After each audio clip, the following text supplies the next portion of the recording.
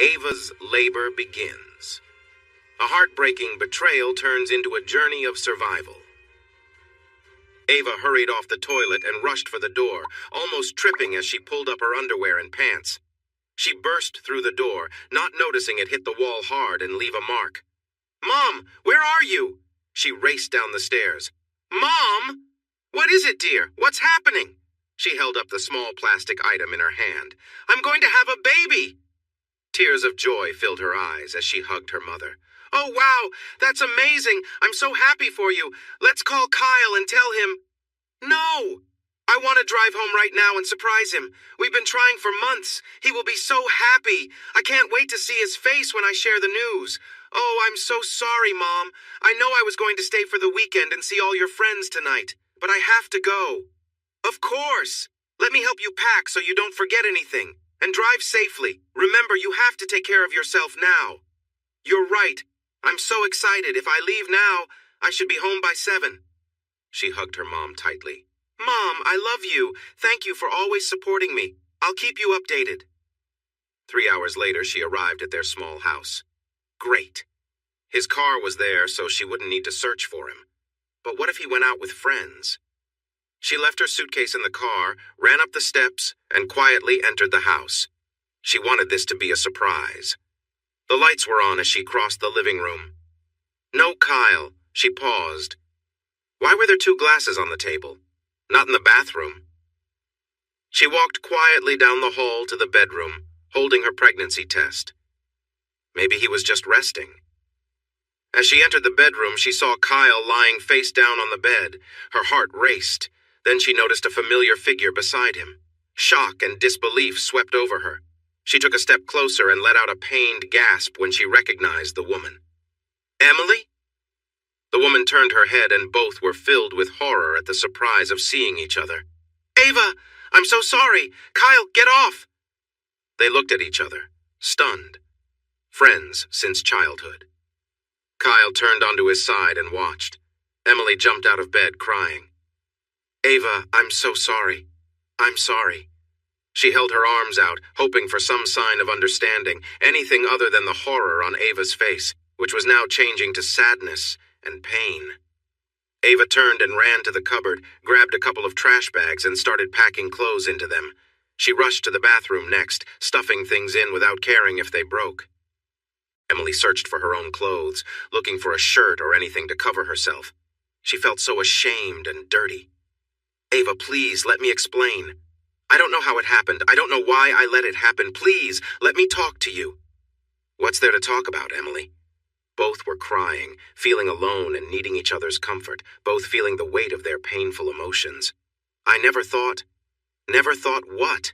Did you really think this would end well, Emily? What did you think would happen?" Ava shook her head in disbelief as she packed up the clothes, pain clearly visible on her face. Then, in a broken voice, she asked, "Did you think we would all just be one big happy family? I don't know which hurts more. The fact that my husband of 2 years cheated on me, or that you, my best friend for over 20 years, would do this to me. How long?" Between sobs, she cried, "How long?" Emily shrugged. "About 6 months. 6 months. So you and Kyle. 6 months and I never knew, never suspected. 6 months while we were both doing things together. You were with my husband. How could I not see it? He spent a quarter of our marriage with you. How could I be so blind?" She wiped her tears on her sleeves. "But today? Today of all days, my special day. One of the happiest days of my life." She looked up, searching for answers. "Why?" In a few moments, she was out the door, dragging 2 bags and an armful of clothes. She tossed them into the back seat of her car, and they fell to the floor in a messy pile. Just like her life, she thought. A mess. But the difference was that she felt broken inside, ripped apart by what had just happened, not just tossed aside. She sped out of the driveway, but then remembered the baby and slowed down. She stopped, took out her phone, blocked their numbers, and turned it off. Then she drove onto the interstate, heading back to her mother's house. As the door to the house closed behind Emily, Kyle got out of bed and hugged her from behind. She was still staring at the door, her hand reaching for her friend who was now gone in every way. "It'll be okay, Emily. "She'll be okay. We were already separated and figuring things out. These things just happen." She turned around and held him close. "Oh, Kyle, what have I done? How did I think this would end?" she cried on his shoulder. "Come on, let's sit on the couch for a bit and talk about it." 3 hours later, she left the highway and drove past gas stations, convenience stores, and fast food places. She passed car parts shops and tire stores and finally arrived in her hometown. The place she grew up in, the place she cherished. She knew every street and made her way around the town square. During Christmas, this square was full of holiday cheer, and now it was bright with spring flowers. It was getting late, but couples still strolled hand in hand or cuddled on benches. Usually this scene felt warm to her, but now it hurt her heart. Tears began to flow again. 4 roads came together at the square, leading to very different neighborhoods with many people. She loved them all, but she chose the road that went to her mother's house, her true home. Maybe there she could find some peace and ease her pain. She pulled her bags up the red brick steps, which matched the brick walls of the house, and went through the porch. She opened the door without knocking, relieved it was unlocked as her mom often forgot. She stumbled into the living room feeling like a lost child. Then, like a child, she sank to her knees and cried out, "Mom!" Her mom hurried out of the bedroom, not even putting on a robe. She dropped to her knees and hugged Ava tightly. "Ava, what happened? Are you okay? Did something go wrong? What is going on?" Through tears, Ava managed to say, "When I walked in, he was with her." "With who, dear?" "He was with Emily." "What? Oh no, I can't believe this. Are you sure?" "Of course you're sure. Just let it all out, Ava. We'll figure things out tomorrow." Her mom held her close and later guided her to her old bedroom, filled with childhood memories. She fell asleep in her old bed, a place of comfort. Her mom covered her with a quilt she made years ago. Though exhausted, memories kept waking her up. Emily. Why Emily? 7 months later, Ava wore a loose black dress, the only one that fit over her growing belly. "Looks like you're carrying the baby just like I did," her mom had told her. They parked at the back of the church lot, hoping no one would see her. She still couldn't believe she received an invitation to Emily's wedding. What was this about? Was it meant to hurt her? But why was she even there? Maybe she should just go. She waited until everyone else had gone into the church, drove to the front, and walked in. She was familiar with the place. She and Kyle always came here, entering through a side door and sitting in the last pew next to the aisle. She lowered her head, wearing a large hat that covered her hair, hoping no one would recognize her. She felt curious. Why was she even invited? She looked up.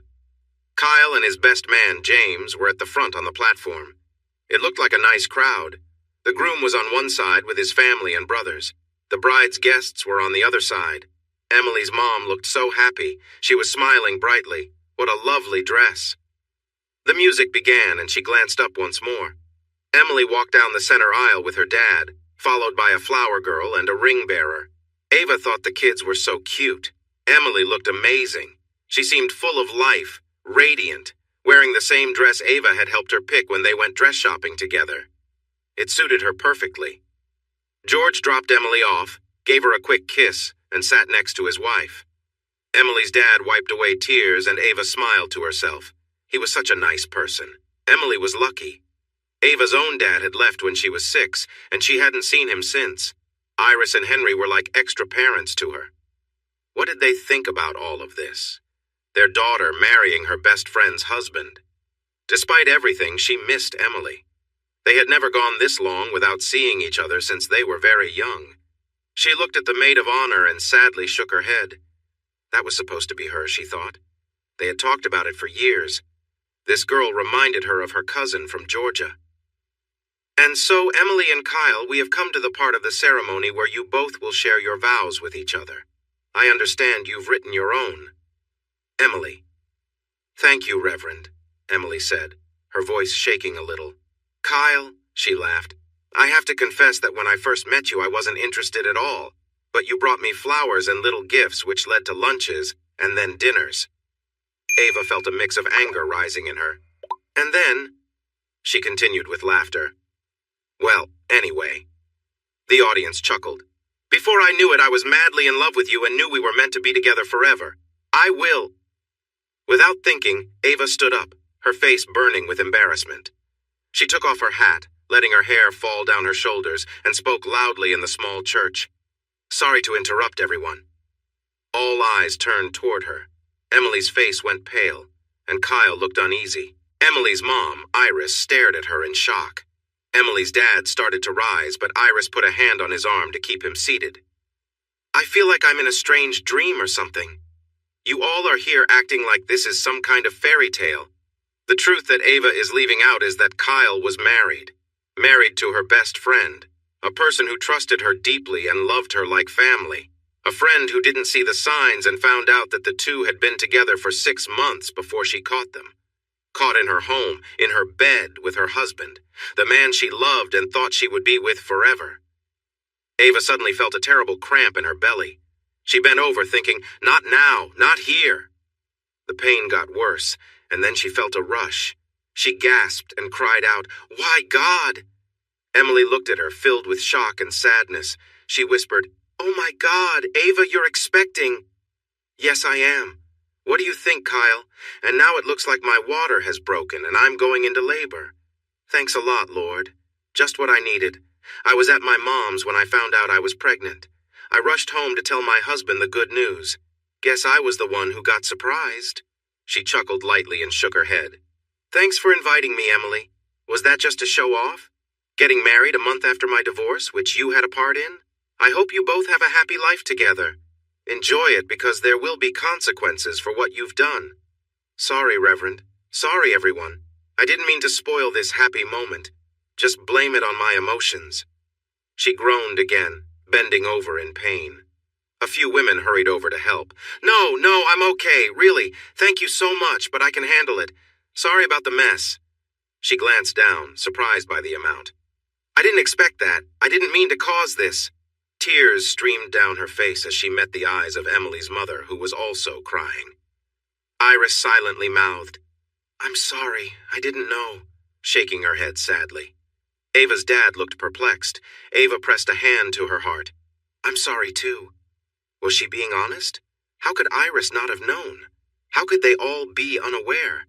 She made her way to the side door, got to her car, and headed to the ER, hoping to make it there before the next wave of pain hit. Great, she thought. I'm too far from home. I don't know the doctor, I don't know the hospital, and I don't have my emergency bag. Just another drop-in at the emergency department. Mom? I'm in Hopewell. I'll explain everything later. I'm in labor, my water broke, I'm on my way to the emergency room. Unless I'm completely mistaken, it's time for us to welcome our new baby. Taking a deep breath to steady herself, Ava said, Can you please grab my emergency bag and my bathroom things, then come here? And remember, drive safely this time. There's no need to hurry. You know how long these first deliveries can take? If this is just practice, I am not looking forward to the big moment. But I'm so excited I can hardly wait. No, I'm okay. I'll explain everything when you arrive. You might be embarrassed by me. Can't talk now, Mom. She groaned once more. I have to go. Love you, Mom. As she drove to the hospital, Ava reflected on her recent past. She felt embarrassed. Her mom would be disappointed. She regretted attending the wedding, but then she hit the brakes. That guy, what a jerk! She had been thinking about Emily's vows and suddenly recognized that if they had been together for 6 months, Kyle must have been pursuing Emily for even longer. The way Emily described her experiences in her vows showed that the issues had started in her first year of marriage. A horn honked behind her, nudging her to move again, but somehow she felt a bit lighter as she shifted some of the blame from Emily to Kyle. A year? It must have lasted at least that long. Why didn't Emily tell me when it began? I can't believe I never noticed. How clueless am I? Never! Never again! Pain and cramps hit her again, forcing her to pull over until it passed. Focus, Ava, or you might end up having your baby in the car. 5 years later, she found herself parked in the back lot once more. Same church, dressed in black, waiting as long as possible. She checked her reflection. Her eyes were red and puffy from the tears of the last few days. Iris had passed away unexpectedly in her sleep. It could have been her heart or something else. She was still so young and had been like a second mother to Ava since kindergarten. Emily would be there. Ava hadn't seen or spoken to her since the wedding, and the thought of facing her made her anxious. But she owed it to Iris to attend the viewing and try to reconcile things with Emily. That had always been Iris's wish, almost a demand. How many times had Iris urged, "Please make the first move. You both need each other. I can see it in your faces. Something is missing in your lives, and it's each other. You're the strong one and must take the first step." Did she know something would happen to her? Regardless, Ava felt she had to go through with it. Besides, Henry would be there to help if things got tense with Emily, though she honestly wasn't sure how Emily would react. Steeling herself, she walked through the front doors of the church, the same one where the wedding took place. And there was Emily. The room was filled with people sharing kind words and memories. It was a beautiful day, yet something was missing. Ava's long black hair was neatly arranged, but her sparkle was gone. Ava felt a deep emptiness inside her. She had started to feel whole again with Rose in her life, but now there was a big space for Iris. The biggest gap, however, was where Emily used to be. Emily looked up and froze when she saw Ava. The people she was talking to noticed and quickly stepped aside, making way for Ava. Everyone knew their story. Ava walked cautiously to Emily, unsure of what to say, and stopped a short distance away. They looked at each other, both expecting the worst. Emily spoke first. "How did you find out?" "Your dad called." "Where is he? I need to see him," Ava replied. "He didn't come. He just couldn't."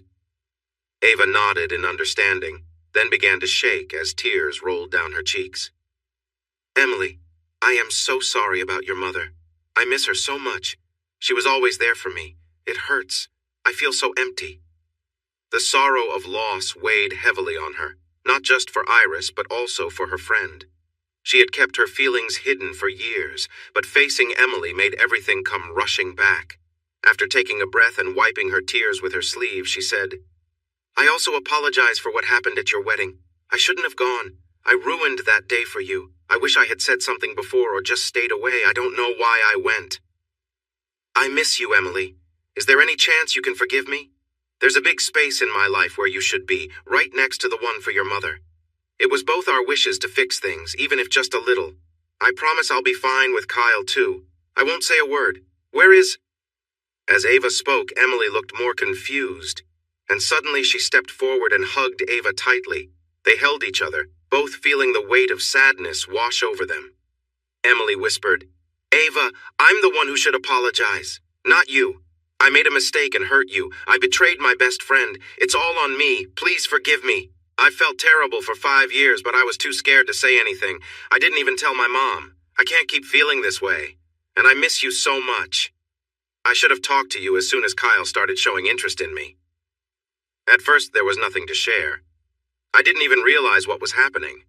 When I suddenly saw that something was wrong, I felt guilty and unsure about how to talk to you. Pulling her in closer, I continued. Then it was too late to say anything. I felt so bad that I couldn't bring myself to tell you the truth. Well, I don't know what I was thinking. It tormented me every time I thought about what was happening or saw you. I felt so ashamed that I started to avoid you. Somehow, I thought everything would just be okay. I spoke to Kyle and he kept saying that you two were basically apart, that you didn't love him anymore but had not made it official yet. He said you had an understanding. Deep down, I knew that wasn't right, but I was scared to talk to you. I feared you would confirm that he was lying. I loved him, Ava. I am truly sorry." Breaking apart and looking straight into Emily's eyes, I asked, "Can we talk? I mean, after you finish here?" "Of course. We can talk for hours, days, whatever you want. Forever, if I could. Why don't you stand with me? You know these people just as well as I do. Mom would have wanted that." 30 minutes later, the last visitors had said their goodbyes and walked past the casket, which was empty. Iris had been cremated, and there was no burial. Emily took Ava's hand and led her into a bright area filled with sunlight streaming through a stained glass window. They sat close together, holding hands and looking into each other's eyes. Suddenly, Ava gasped. "Emily, where is your ring? Did I cause this? Did I do something wrong?" "No, absolutely not." Laughing, she added, "Other than standing up in front of a crowd and calling me out, then going into labor and spilling everything on the floor, I thought someone would have to clean it up." "No, it was really just a wake-up call. I should have canceled everything after you spoke. When I realized what was happening, I should have called off the wedding beforehand. I thought about what I had just said and realized that Kyle had influenced me right after you got married. I didn't notice until it was too late. Oh, Ava, I'm so sorry for what I did. It's all right, Emily, it's over now. But you did get married. Looking down, she replied, yes, I knew I shouldn't have done it. I should have run out of the church, especially because his vows were the same as the ones he said to you. I remembered them. Crying again, she continued, but I was so confused. All those people were there, and I didn't want to let my family down. But I knew. I knew I was making a mistake, and it was clear when he wouldn't even go to see his daughter. I practically begged him to go, but he refused. He claimed she wasn't his, and he blamed your cheating for the divorce. I knew that wasn't true. Hey, everyone. Thanks for watching. Don't forget to subscribe and turn on notifications so you won't miss any of the exciting stories we have coming up. What do you think about the characters in this story? Let us know in the comments. We'd love to hear from you. I knew your baby belonged to him. He never paid any child support, did he? No, it was supposed to be part of the divorce deal, but he didn't follow through. I didn't really want him to be involved, though. He gave up his rights to her. He claimed she wasn't his anyway. I think he should still be paying. It has been a bit hard, but I live with my mom, and she's been a big help. But I really miss our little house and all the plants I had, especially my roses. Laughing, oh, come on, Ava. You can't tell me you didn't take all the plants you liked best, divided your perennials, and took every seed and cutting. Joining in her laughter, you're right. My car was full. I even had to make an extra trip. I wanted to take a couple of small trees, too, but the realtor said I shouldn't because they were part of the property. They chuckled together. I knew it. I didn't have that trouble. We had an apartment, and Kyle left after our separation, so I avoided that. He's out west somewhere. California, I think. Grief showed on her face. Every time he was close, I could only see the look on your face from that night you caught us and at the wedding. Oh, Ava, I am so sorry. Those moments haunt me. They still do. It's over. Done. Anyway, I wasn't much of a wife, and he was even worse as a husband. I tried for a year, but I couldn't handle it anymore. I moved in with my parents for a bit and then back to the apartment. I never really found out for sure, but it seemed he was interested in someone else while we were married. Sighing, I just can't believe we both ended up with such losers. I'm really sorry, Emily. Why don't we just add Kyle to the long list of mistakes we've made together? Another secret we share, another regret. They laughed again, and Emily reached out to touch Ava's hand. Wow, between high school and college, we have quite a list, don't we? If only people knew. All right, then. Over. Done. So how's your little girl? What's her name? Rose. She's wonderful. She's with my mom. Mom really wants to see you. I miss her a lot, too. My other mom. Ava, I just hate that you delivered the baby without me. I thought about you all through my wedding night. I guess it wasn't a surprise that it didn't work out, right? They both chuckled. Ava hesitated, then said, I wasn't alone, Em. Your mom was there for most of it, and after her drive, my mom came too. That's where she went. Dad said she wasn't feeling well and went to rest. I thought it was just the stress from the wedding. I never told her, Ava. I never told anyone. No one at the wedding even had a clue, until someone stood up in the back of the room and shared the truth with everyone. It definitely brought down everyone's excitement. If Mom was with you, that explains why she looked so tired when we left for the honeymoon. She never mentioned anything. Looking down for a moment, then back into Emily's eyes. After I gave birth, she bought so many things for Rose. I guess she and Mom made a list of what I still needed. She got everything on that list. She wouldn't let me pay her back. And Emily? She's been visiting every month and stays overnight. We used to have so much fun. She's been like Rose's other grandma, but she never talked about you or Kyle, and I never asked. I should have. I wish I had asked about you. New tears slid down her cheeks. So that's where she's been going. She always mentions visiting an old friend. I guess that's true. Dad was okay with her going, so I never questioned it. Oh, Ava, I've missed you so much. But I feel ashamed that I was too scared to talk to you. But not anymore. It seems like we're finished here. Why don't we go to Mom's house and check on Dad? We have so much to catch up on. And then I want to meet Rose. Is she in Southern Pines, or did she come with you? 3 months later, Emily called Ava. Ava, my dad is selling our house. He says it holds too many memories and he is moving to Fort Myers. I know, it's way too hot, right? But he wants to be with his sister and brother and is getting a condo in a retirement community. Yup. I told him he was too young for that, but he said there are many people there looking for friends. Can you believe he said that? Just trying to get a reaction from me, but it might be what he needs. He still misses her a lot. So I'm going to help him move and, well, I got a job managing the sports store in Southern Pines, and I want to move there too, if that's okay with you.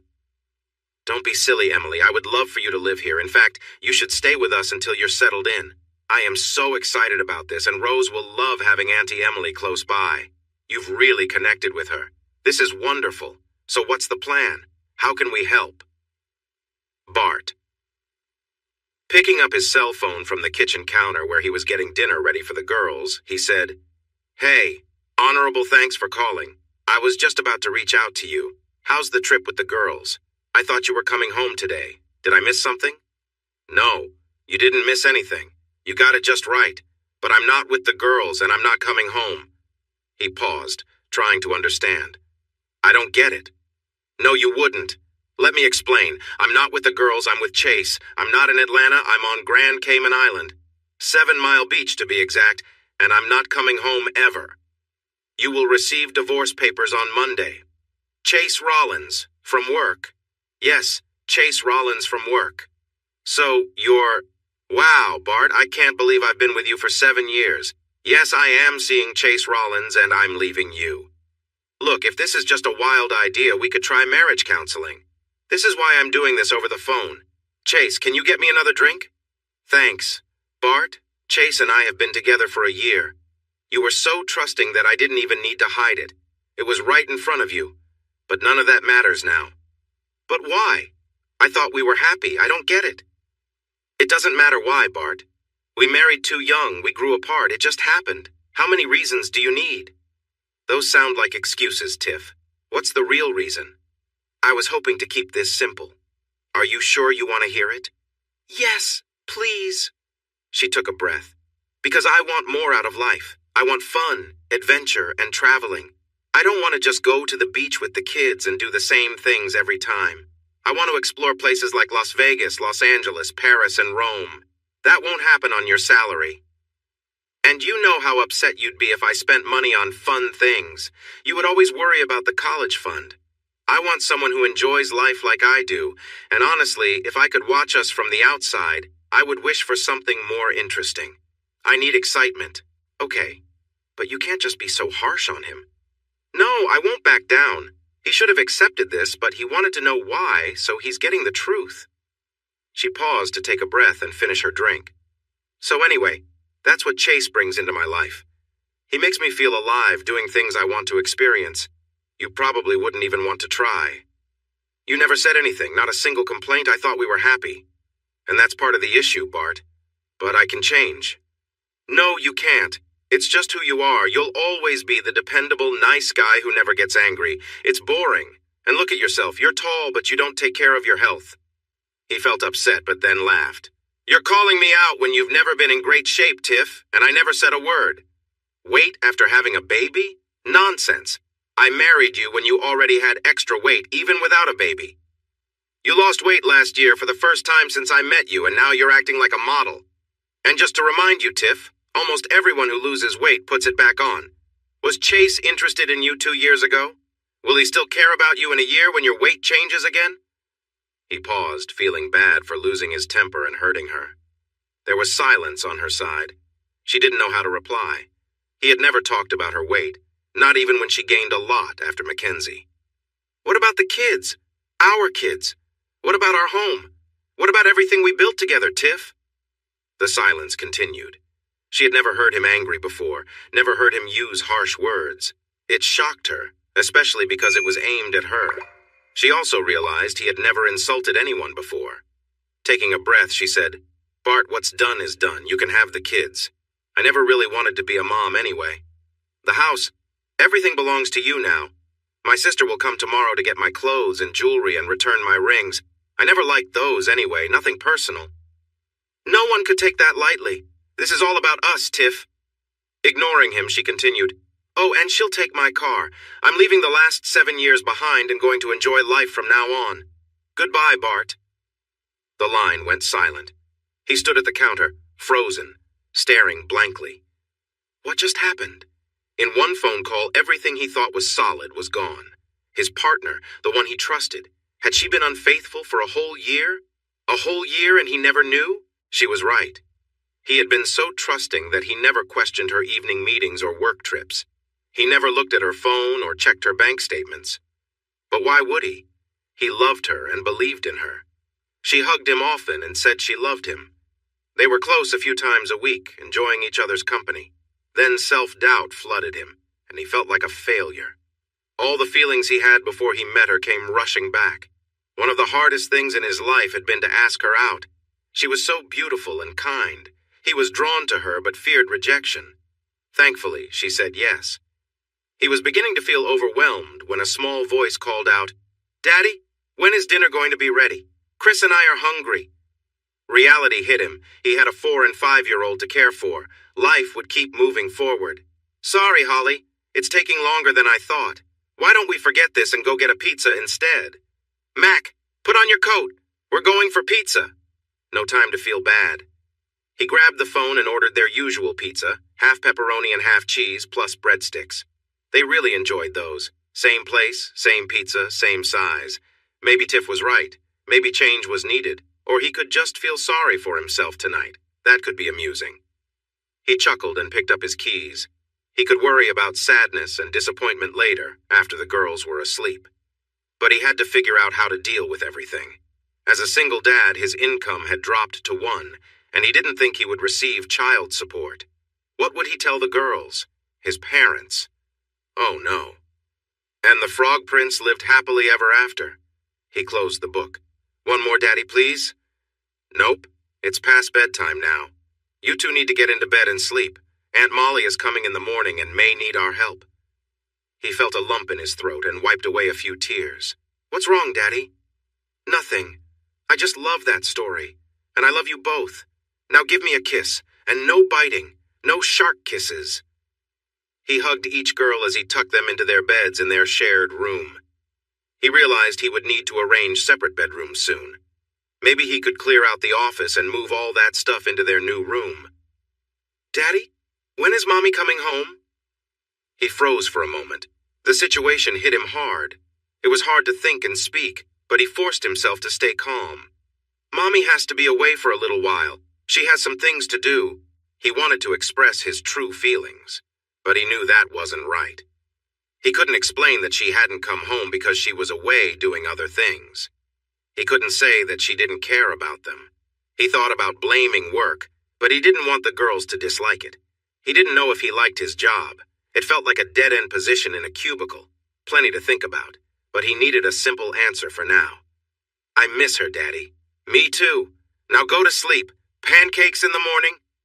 He lay in bed, staring at the ceiling, wishing he could drink away his worries and make everything blurry. But he knew he would never do that. The girls needed him, just too responsible and dependable. He felt trapped in doubt and sadness. He thought back to everything she had said in their entire relationship. He realized he had 3 choices. As he had already thought, he could start drinking to forget the memories, but he knew from many songs that it usually made things worse. None of them ever seemed to drink their problems away, and most wanted to pick up the phone and call their exes.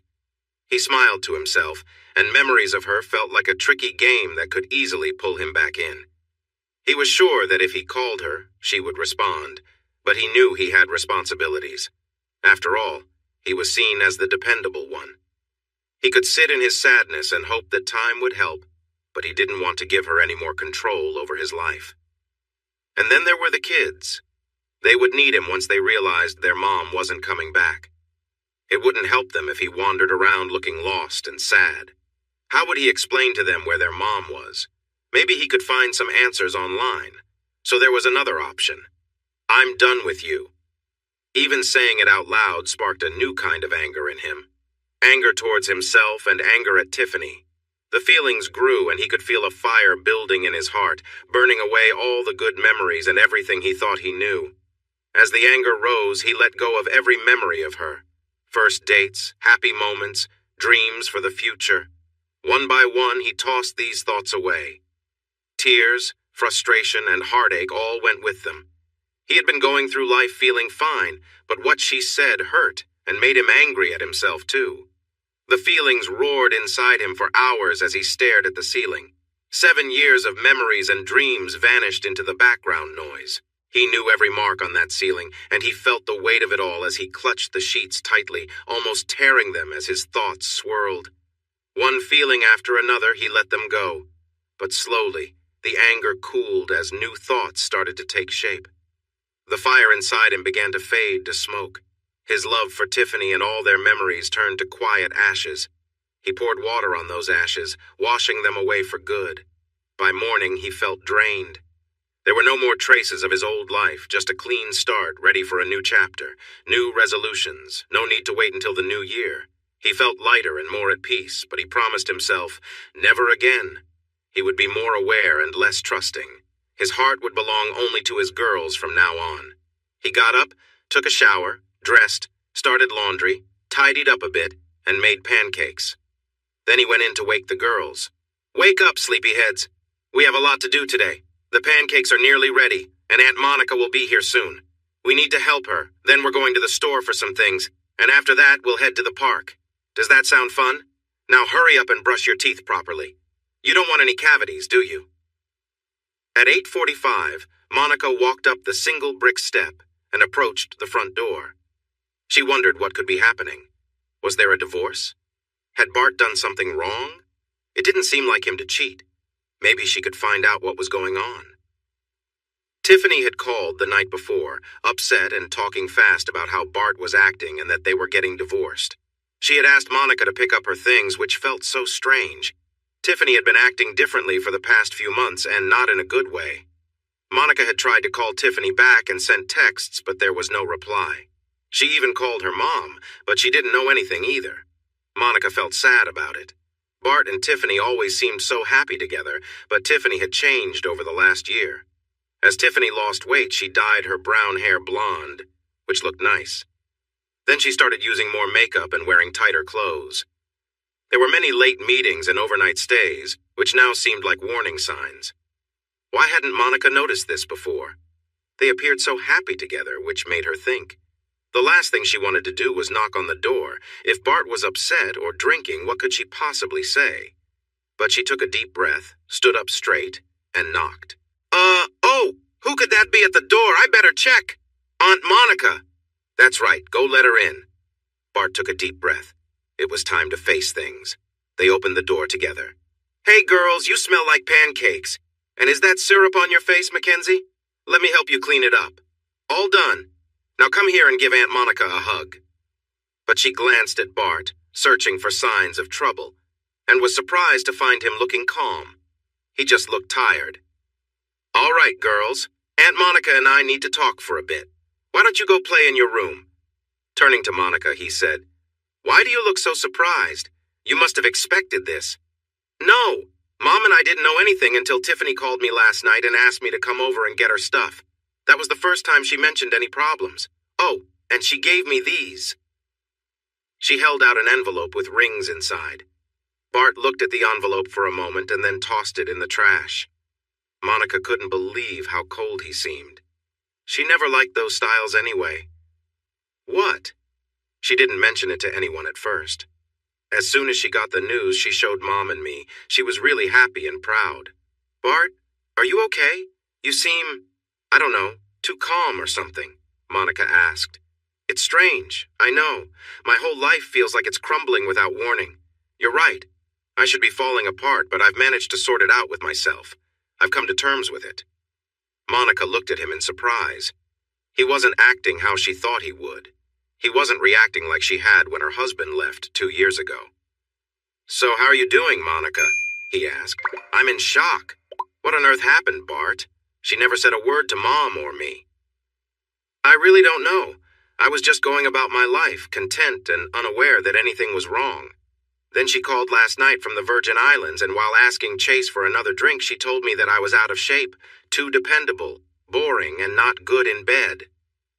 Monica gasped. No, really? Yes, she said she couldn't believe she wasted 7 years on me and that you'd be here this morning to pick up her things. She also said I'd get divorce papers on Monday. Oh, and she's been seeing Chase for a year.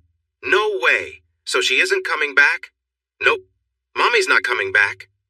Both girls started crying and ran to their rooms. Bart shook his head sadly. Not what I wanted them to know. Honestly, I didn't have a plan. I guess it's time to talk to the girls, he whispered, knowing their mother had never wanted that conversation. Monica put her hand to her mouth in shock. What had happened to her sister? What? How could she do this? I need to go. If I can calm them down, I'll help you. Do you have boxes? She nodded. He headed to the bedroom, dreading the conversation, hoping to find the right words. The girls were crying hard. Daddy? Where's Mommy? Why isn't she here? When is she coming home? I don't understand. That's a lot of questions. Come here and hug me while we talk. I don't know when she'll be back, girls. Sometimes adults go through tough times and want change. Your mom is facing a challenge. I'm not sure if she'll come home or not. Probably not. Doesn't she love us? Did we do something wrong? If we did, we'll fix it. We promise we'll be really good. Girls, your mom loves you very much. This is not about you. It's something between your mommy and me. You both are perfect. Please don't ever think you've done anything wrong. You both bring so much joy to my life. The happiest days were when I saw you little angels being born. Now, just like Mommy, we are going to face a few challenges. There will be many changes ahead, but they will be good changes. I promise you will like them. He thought to himself, feeling hopeful. I love you both more than anything in the world, and I will never leave you. I promise. Let's make a pinky swear. He offered his pinky, and they hooked them together. This might be tough for all of us, but if we stick together, we will make it through. Now give me another hug. Wait, I need one more. He held them close, wanting them to feel safe. I'll figure out how to get you both to kindergarten and preschool and pick you up. It will all work out. Just wait and see. He reassured himself. Other single parents manage it, right? Many kids come from single-parent homes. I'm sure she will call and send you things to show she cares while she is away. Deep down, he doubted she would, and felt tears welling up. He felt sad because the girls would miss their mom and worried that he had been lying about her. We will all feel sad, but we will miss her together. Come on, let's dry those tears and go help Aunt Monica. How about that? The girls got up and walked into the bedroom where Monica was busy taking clothes out of the closet. Keep the hangers, Monica. Are the boxes outside? He asked. She nodded. I'll get them, and maybe the girls can help a bit too. Sure, that would be great. Did you drive here, Monica, or did someone drop you off? My mom dropped me off so I could get the car. She was too upset to come in. We can pack this in her car. I'll figure out where to put it at my place, but it's just me, you know, ever since Bryce left a couple of years ago. She sighed. What were we doing wrong, Bart? I didn't understand my situation, and I don't understand yours either. A phone call? That's how she chose to do it? We can talk about it later if you want, but not now. He glanced at the girls who were carefully placing clothes in boxes. They were always listening. Monica nodded. Maybe after the kids go to bed. They packed Tiffany's car with clothes and jewelry, nothing more. Please, Bart, I know this is hard for you, and you were such a big help when Bryce left. Let me support you. If you need anything at all, just call me. We can talk and I can come over to help with the kids. She began to cry. Bart, I just don't understand how these things happen. He sighed. One more person to comfort and support. Come here, Monica. She hugged him tightly and cried. We'll both get through this and find happiness. We just need to focus on today. Think about a future that makes us smile and remember only the good times from the past. But it's been 2 years, she said with a shaky voice. 2 years? How are you taking this so well? I thought you cared for my sister. I do, or at least I did. I figured it all out last night. It's over, gone. She will only be mentioned for the kids' sake. Everything that reminds me of our life together, the pictures, the furniture, it will all be cleared out as fast as I can, and I will start fresh. What else can I do? Stay stuck in sadness? Let it overwhelm me for years? No thanks. That's not what she would want. I need to move on. The kids and I have to make a new life. A life without Tiffany, just like she has decided to. I'm not saying you are wrong in how you cope, but I need to move on completely. So, how did you do that? I keep falling back into my sadness. He shared what had happened the previous night. Really? Yes, I think all those feelings are gone now, like ashes in the wind. I'm going to give it a try. Start getting rid of everything but my things and then feel better inside. Will you help me? Can we support each other? We could cover for each other with work or appointments. Mom tries to help, but it's not the same. Sure, but let me get settled at home first and then I'll be there for you. Only as friends or family, though. I'm not sure I can handle more than that.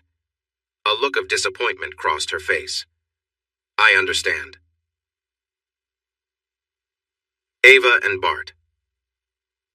It was a bright, sunny Sunday morning when Rose strolled through the nursery, gently touching the plants and flowers. A tall man, busy arranging some plants beneath a table, turned and stood up in front of her. She froze.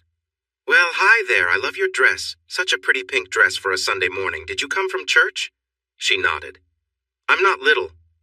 Bart chuckled. No, you're not. You're what, about 6 years old?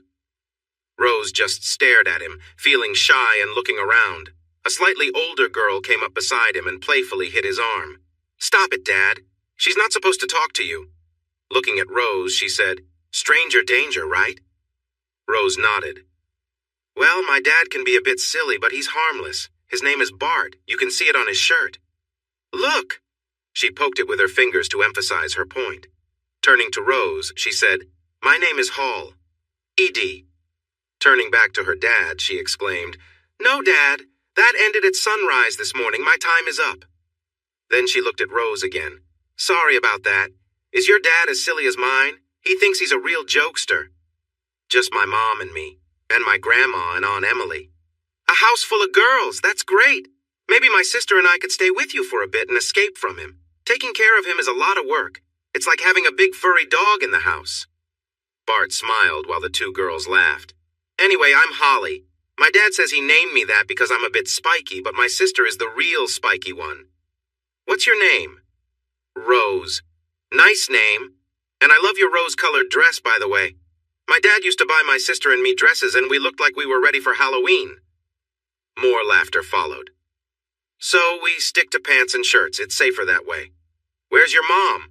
Or did you come here by yourself? I can't drive yet. That's her over there. Bart looked 2 rows over and saw a woman that caught his attention. She had blonde hair in a ponytail, a long-sleeved shirt, and jeans. He watched as she gently leaned down, held a rose blossom, and took a whiff. She frowned a little, then looked up, noticed them staring, let go of the rose, and stood up, clearly embarrassed. She met Bart's gaze for a moment before he exclaimed, Dad, it's the flower sniffer, the one I've been telling you about. Rose, your mom comes here every weekend to smell the flowers, doesn't she? Yup, she loves them, but she only wants to pick the ones that smell nice. She picks me up from church, we come here, she looks at everything, and then we go for a hike. Unless it's raining, but sometimes we like the rain. Ava walked up to them, saying, Hi. So this is where my Rose wandered off to. Rose, remember, I asked you not to go too far away from me? Yes, Mom, but I was just here talking to Bart and Holly. Thank you both for keeping her company. I'm Ava, so I guess you've been chatting about me. Bart looked a bit shy. Mom, they called you the flower sniffer. Instead of being upset, Ava laughed. Well, I suppose I am. That last rose didn't smell much, but I love the scent of the Neil Diamond rose. It's not as nice as Mr. Lincoln or Don Juan, but none of mine are blooming yet. Lots of leaves, so they should be ready soon. Bart, your shirt looks very professional. I take it you work here? Actually, Ava, I'm the owner for about 4.5 years now. If you need anything, just let me know. Holly gave her dad a curious look. Thanks, I will. I really like your place, Bart. So, there you are. Is this a private meeting or can anyone join? Ava, this is my other daughter, Mac. Dad, as you know, my time for the timeout is over for that made-up issue you came up with. Hi, I'm Mackenzie, or Mac, and you are Ava and Rose. Looking up at her dad. Dad. That's fine, Mac. Rose will call me Bart, so you can call her Ava instead of Mrs. Logan. Ava Logan, so what's this ED thing? Oh, just one of my dad's silly jokes. It stands for Evil Daughter 1 and 2. I think it's from Star Wars, which he hasn't let us watch yet, by the way. He always says, Ed1 Kenobi, you are my only hope, or something like that, and it's R2-ED2, that robot or whatever. Look, Dad, I checked it out. No bad words, and everyone keeps their clothes on. So... Anyway, nice to meet you, Ma'am and Rose. I love your dress. So, Pops, are we ready for our hike? I finished my homework, practiced my words, and started that biology work. I'm not too sure about that biology. Yeah, I guess we are. We're going hiking, too. Really? Asked Mac. Yup, we go every weekend. Holly chimed in, Dad, isn't this where you say something like, switching to a playful voice, Gee Willisers, where are my manners? If we're going on a hike, maybe we could all go together or something. Bart smiled and shook his head gently. Rose stared. Ava burst into laughter again. He loved that sound and watched her. Oh, Bart! She touched his arm. Just think, they're not even teenagers yet. Her laughter continued. Thanks for the invite, Bart. We'd love to join you, but I have to go to Fletcher Mountain if that's okay. I want to check the fields and see the spring wildflowers in the woods. Is that fine with you three? Sure. Do you need to take Rose home to change? Nope. Mom always has clothes for me in the van. Bart followed Ava to the parking lot at Fletcher Mountain. Many cars were already parked there. Bart, I know you probably just follow the trail up the hill, so if you want to head out, go ahead. But Rose and I need to look around the edge of the field and see what we can find. No, it's fine. What are you looking for? Herps. You know, snakes, lizards, turtles, and salamanders under logs and stuff. You girls want to help? They looked at each other. Maybe we'll just watch how it's done this time. That's great. It won't take long. Come on, Rose. Let's walk along the edge and see what we find. A little later, Snake, Mom, a big one. Rose dashed off, chasing it through the grass. I got it, Mom. I got it. Hurry. Good job, Rose. What kind is it? Black racer. Too fast for a king or rat snake, Ava said. Oh, great. Ava got down on her hands and knees to catch it as it slipped away from Rose's shoe. Dang! She lunged forward, caught it, and pulled it out of the grass. After a few bites, she finally held its head steady. Rose, grab the bag! The other three hurried across the field to look. What is it?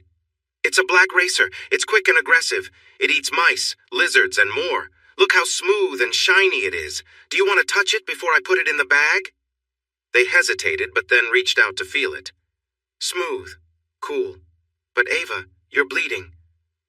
No worries. They have small teeth. I don't want it to get hurt, but it seems fine. All right, into the bag. Ready to keep looking? Sure, they replied. Okay, spread out a bit and let's walk along the field until we find the trail. If you see one, call out or gently pin it with your foot. But be careful, don't want to hurt it. They looked unsure. A little while later, Mackenzie shouted, Snake! I think I have it!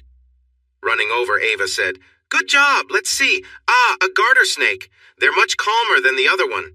And shorter. Let's see. Good. And it didn't bite me. Now touch this one and tell me what you think. It's rougher and not as shiny.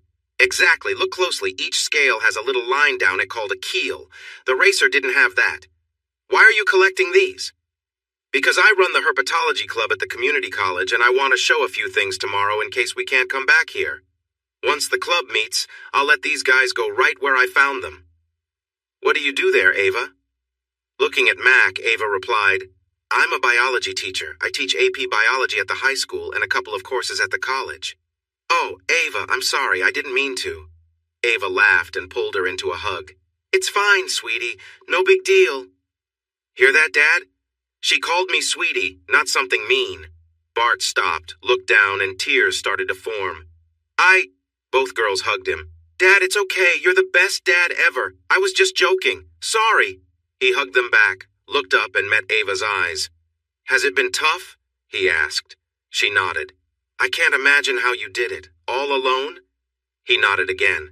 I have my mom, my best friend, and others, and it's still hard. How long? 5 years?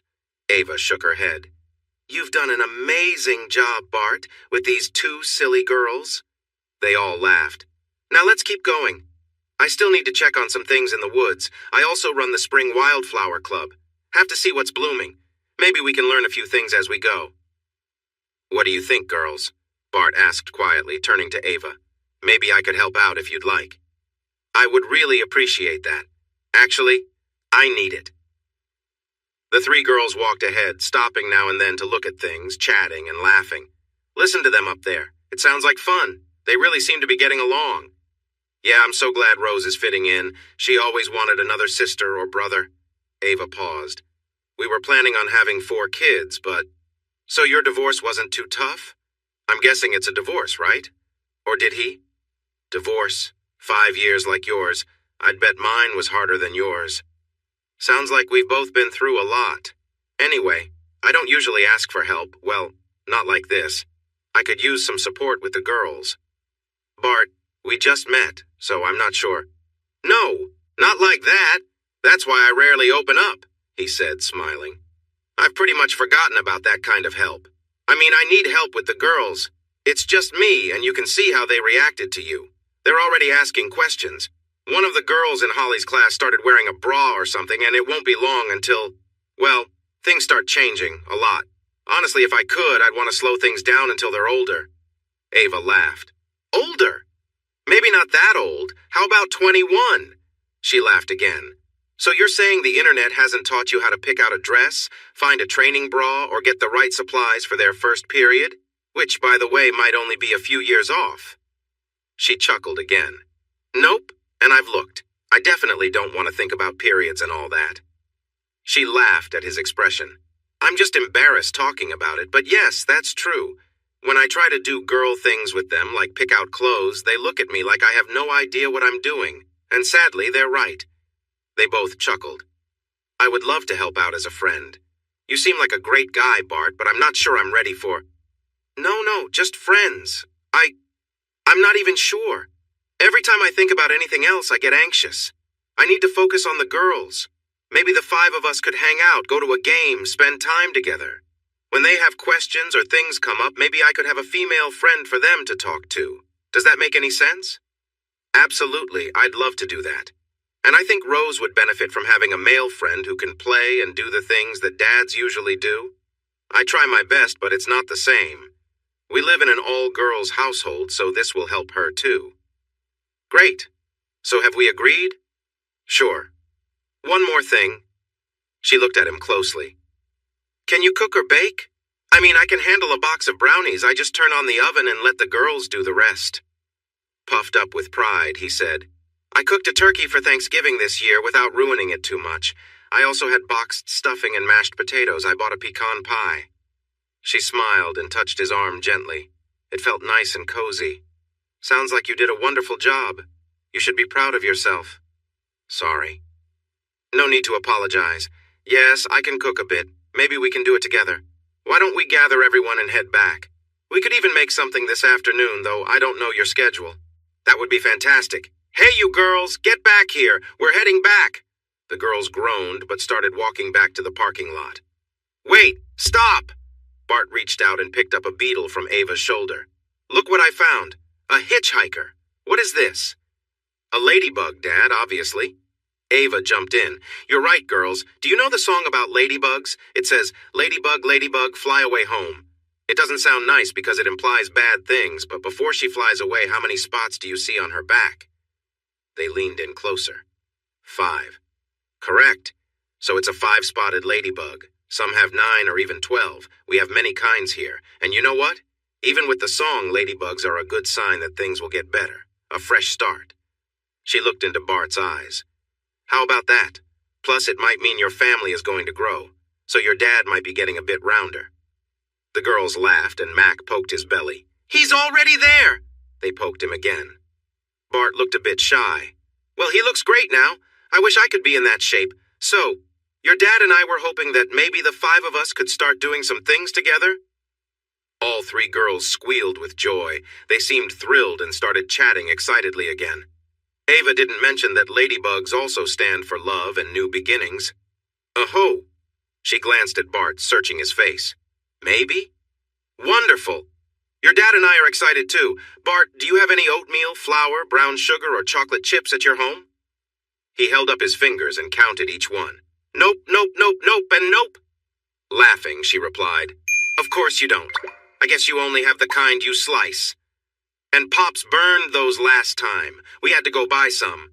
Really? You know oatmeal is good for your heart. She gently poked him in the chest and turned to the girls. And we want to keep him around for a while, even if he can be a handful, right? Dad, you need to eat some oatmeal. Sure. Then laughing and giving him a wink, she added, and it's good for keeping things moving if you know what I mean. The girls just stared, not understanding. But he did. No worries there, Ava. Are you going to poke that too? Maybe with a stick. His phone rang. Oh, no! He quickly took it out of his pocket and answered. Yes, what? Really? Okay, I'll be right there. Turning to his girls, he said, Sorry, girls. They delivered everything today instead of tomorrow and messed up the order. I have to go back to work. No baking today. Aw, Dad. He shrugged. How about this, Bart? Let me take the girls home with me and we can make some cookies and have a fun day until you're done, if that's all right with you. Please, Dad, please. Sure, that sounds good if you're okay with it. Let's exchange numbers. I'll probably be a few hours. Will that work? If they misbehave, just put them in a safe place or something. Do you have a basement? The girls rolled their eyes. Ava, he's impossible. Can you do something to get him to behave? Bart and Ava shared a laugh. All right, you three, hop into my old van and buckle up. Goodbye, Bart, the three girls said together, giggling. Don't call me Bart, you troublemakers. Only Rose gets to call me that. See you later. Love you. Wow, you have a lot of plants, Ava. Yes, Mackenzie. Most of the perennials are just starting to come out now. The crocuses and daffodils are done, the peonies are about to bloom, and there are buds on the roses. I want to have something blooming all year long. So, the flower sniffer always has something to enjoy. You girls really liked that, didn't you? Are you going to start calling me TFS now? That made them laugh even more. The first thing we need to do is get all our ingredients out and start the oven. Mackenzie, can you open the oatmeal container and read the instructions? She read the steps aloud. Great. So the first step is to set the oven to 350 degrees. We'll use the lower one so you can see better. Here, Holly, climb on this stool. Press bake, which will set it to 350 degrees, then press start. Perfect. That's usually your dad's job, right? They nodded. Now, Rose, we need 2 cups of oats, Holly, 1 cup of flour, and Mackenzie, 1 cup of brown sugar. Just so you know, there are 2 types of brown sugar, light and dark, and they taste different. If the recipe doesn't say, like the one on the lid, it means light brown sugar. Also, remember to pack it in the cup. We don't do that with anything else. Is it okay if we use chocolate chips instead of raisins? Great. A little while later, the timer went off. The cookies look ready. They only take about 12 minutes to bake. Let's take them out, but we need to wait a bit before we can eat them. They'll be very soft at first. She inhaled the sweet smell of the cookies while the others looked at her and chuckled. Your mom's the cookie sniffer too, TCS. More giggles followed. Oh, look who's here! And who are these 2 lovely guests? Mom, this is Holly and Mackenzie. We met them today at the nursery. Girls, this is my mom, Mrs. Williams. Oh, that sounds too formal. Just call me Gram or Grammy like everyone else does. Nice to meet you, Grammy. My pleasure. A knock sounded at the door. Emily and Rob walked in. Oh, it smells great in here. Turning to Rose, she said, You really shouldn't have made cookies for me. Let me ouch. They're hot. I think I just burned my fingers. Kiss it, hun. Rob kissed her hand and she smiled at him. Thanks, Rob. Feeling better now. So, girls, this is my friend Emily and her friend Rob. This is Holly and that's Mackenzie. Nice to meet you, ma'am and sir. The girls took turns shaking hands. My, how polite. Rose, are these friends from school or did you meet them somewhere? I met them at the garden center while Mom was busy smelling the flowers. They called her the flower sniffer, TFS. The 3 of them laughed. Emily, Rob, and Graham joined in. Well, I'd say they really got it right. And she's the cookie sniffer, TCS. Emily shook her head with a smile. Looks like you have her figured out. Another knock came at the door. I'll get it. Emily opened the door. Oh, and who are you? Bart. Yeah, your shirt says that, but maybe I'm at the wrong house. Does Ava live here? Yes, she's in the kitchen. Right there. I'm Emily. And those 2 must belong to you? Yeah. Emily walked behind him, looked Ava in the eye, fanned herself playfully and pointed to Bart's shoulders, then indicated he wasn't wearing a ring. Ava smiled and rolled her eyes. Bart, this is my mom, Lauren, and Emily's friend, Rob. Looks like I arrived just in time. Why, yes, you did. Just in time to help clean up, right, girls? They all laughed. But first, let's taste some of these cookies you made. Let me get you some milk. They pair perfectly with that. We made extra so everyone can take some home. Well, I need to take the girls back. They still have to cut the grass, change the oil in the truck, and fix the back steps.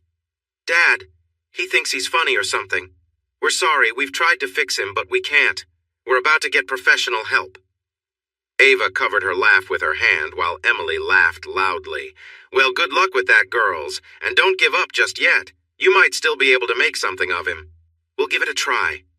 Thank you, Ava. I had a great time. It was nice to meet all of you. Me too. And Holly looked at Ava with a serious expression. I hope we can do this again soon. We all need a break from... She nodded toward her dad. And Rose, you really should come over to our house. My dad is the one who picks up trash, TGS. Wow, what a crowd. Seriously, Ava, thanks. This has been wonderful. Maybe we can plan something for next weekend if you're free. By then, we'll have some new plants. It was nice to meet you, Lauren, Emily, Rob. Who won the golf match, by the way? Rob pointed at Emily. She always wins. I think she cheats. And it was such a pleasure to meet you, Rose. You are just as lovely as your name. Time to go, girls. Don't forget your cookies. And Ava told us how to hide them so you won't eat them all. He chuckled and looked at Ava as if he wanted to remember her face, silently saying, Thanks. Come on, Ava. Who is that guy? He's really handsome. You are too, Rob. I like you both, but Ava, that guy is really something. He owns the nursery and garden center. Rose met his daughters. While your mom was looking at flowers? She nodded. Then they invited Rose and me to join them on a hike. I needed to collect samples for tomorrow, so I said yes. Oh, so it was just because you were going hiking anyway. Yes, of course. Rose, why don't you take a shower, check for any bugs we don't want, and get into your pajamas? Okay, Mom. If you don't want me to hear anything, I'll go. She started to walk away, then turned around with a big smile. Mommy, he called me a little monster. Oh, honey, She giggled. That was so cool. I can't wait to tell my friends at school tomorrow. Ava watched her go. Who would have thought? Anyway, he's a single dad, and it's been 5 years since he separated from his wife. His daughters are growing up, and they have questions that he doesn't know how to answer. Holly is starting to change, and he's a bit lost about what to do. So we made a deal. I'll help as a kind of female friend for his daughters, and he will call Rose a monster. She laughed and paused for a moment. I guess it's already having an effect on Rose. And does this deal include dinner and any close moments? No, absolutely not. I don't know what happened in his past, but it must have been difficult, so he's not ready for that. I just feel there's something special about him. Ooh, Ava has a crush on the plant guy. It's a perfect match. Ava, it's about time. You need to get out there. Looking down, a bit embarrassed, she sighed, and fix some of the mistakes I made. Rob looked at her curiously, clearly not knowing about their history. Please, you need it. Rose needs it. If it doesn't work out, that's okay, but at least give it a shot. Turning, she added, just like Rob is on a trial basis. If he doesn't treat me well tonight, we'll just have to see what happens. She kissed Rob again. We're leaving. Can I grab some cookies? It's always great to see you, Grandma. She pointed to Ava and added, please help her out, okay? They walked out. So, Ava, what do you think? I'm not sure, Mom. He seems nice. He's smart, funny, and makes me laugh. He seems to be doing well. It feels easy and comfortable. His daughters are wonderful. He has done a great job raising them alone for 5 years, and it seems like his ex isn't in the picture. Maybe it could be something for me? I might be ready, but I don't really know how he feels. It sounds like you should talk and get to know each other more. Take your time. Start as friends, which is usually a good way to go. You'll need to discuss plans for the girls anyway, right? That could be a good start. If he ever needs a babysitter, I'm here after work. It's nice how they consider Rose part of the group. Many kids that age can be unkind to younger ones. I know, right? It surprised me. The 3 of them chatted away like you and your friends do at the salon. I don't know, I guess we'll have to see how it unfolds. I'm going to take a shower, check for ticks, and toss our clothes in the dryer for a bit. She hugged her mom. Thanks for always being there for us. I love you. After her shower, she still thought about Bart. There was something special about him. She felt a spark she hadn't felt in a long time. She hoped he wasn't too troubled. She wasn't sure she was ready to take on someone else's problems. It was time to send a text. Bart, Rose and I had a great day with you and the girls. She loved that you called her a monster. Thank you for including us, and please thank Holly and Mac for being so nice to Rose. Most kids their age wouldn't be so friendly. You should be very proud of them and yourself. You've done an amazing job. Let me know when you'd like to meet to plan for the future. Have a wonderful week, Ava. A few moments later. The girls can't stop talking about it. They had such a fun time with you. Between the snakes and baking cookies, it was quite a day. They were great, by the way, although I was given 2 cookies, and then they all seemed to vanish. Rose is great too, and you should be proud of her. Things are a bit hectic during the week. We close at 6, but I have to get the girls home, have dinner, and do homework, you know how it is. I don't want to complicate things, I just haven't figured out how to make it all work yet. I'm open to suggestions. We didn't talk about your schedule. We could meet for coffee or lunch. I get that. I usually have my mom available and Emily when needed. What do you think about lunch tomorrow? How about noon? I can come to the nursery. Great. See you then. After parking her car, she walked into the building and stopped at the checkout counter. Hi, is Bart Wagner here? I'm supposed to meet him. Are you Ava? She nodded. I'm Heather. Nice to meet you. He's back in the office over there. Thanks, Heather. She made her way to the back and saw Bart sitting at his desk, focused on some papers. She knocked on the door frame. Hey, Bart, is this a good time or do you want me to wait? He jumped up. No, now is perfect. I could use a break from all this paperwork. I wasn't sure how much time you would have, so I stopped by the sandwich shop. I hope that's okay. I got ham and turkey. You can have whichever you prefer. She reached into her bag and showed him both sandwiches. I'll take the ham. Is that okay? Of course. I also brought unsweetened iced tea, but I have sugar if you want it. That's great, thanks. Let's eat here if that works for you. The break room might be crowded. Sounds good. So, Bart, where do we begin? He shrugged. It's a bit unusual. It turns out all 3 girls go to the same school. I assume you take them there in the morning. What do you do in the afternoon? I pick them up and bring them here. They do their homework or whatever until I'm done, and then we go home for dinner. It's not the most exciting for them, but I don't really have a choice. It's amazing how you manage everything. So no help from your ex-wife at all? He shook his head. The girls haven't seen her since she left. I heard she might be in Chicago from her sister, but we don't talk about it. No point. Since I need to pick up Rose anyway, how about I pick up your girls as well and watch them until you're done?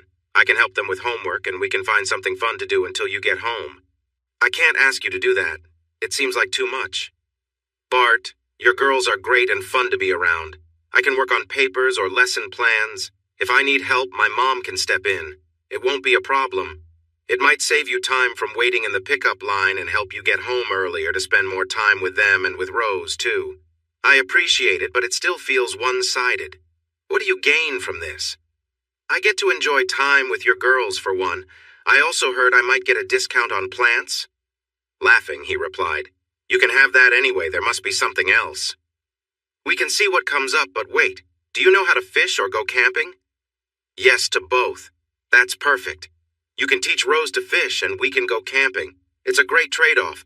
I'm sure there will be times when we can help each other out. Oh, and I think we should treat each other's girls like our own. If one of us disagrees with what the other did, let's talk about it calmly and not in front of the girls, okay? Sounds good. And no axe throwing. What? Then he laughed. Agreed, no axe throwing until they are a bit older. She shook his hand but held it for a moment, looking into his eyes. After a brief pause, she dropped his hand. It felt nice, like it was meant to be. So I'll pick the kids up today. How about I take them to your house? We can switch places later. I'm open to ideas. And we need to talk about that topic that will win me a free dinner. Agreed. But not today, okay? She nodded. All right, girls, change out of your school clothes and into play clothes. You two homework time. Do you need help? Nope. Just a math sheet. I have my spelling words. Great. We want all A's, right? Learning should be fun. You might not feel the same way. Rose, you have a math sheet, right? After your letters, why not draw me a nice picture? I'll be right here working. An hour later, she heard laughter and giggles from the living room. "What's happening, ladies?" "We're finished with our homework." "What's so funny? Are you up to something silly?" "No, Ava, just looking at some pictures." She got up and went into the living room. The three girls were lined up on the couch, pointing at photos and laughing. She leaned in to see what they were looking at. "Who is that? An uncle or something?"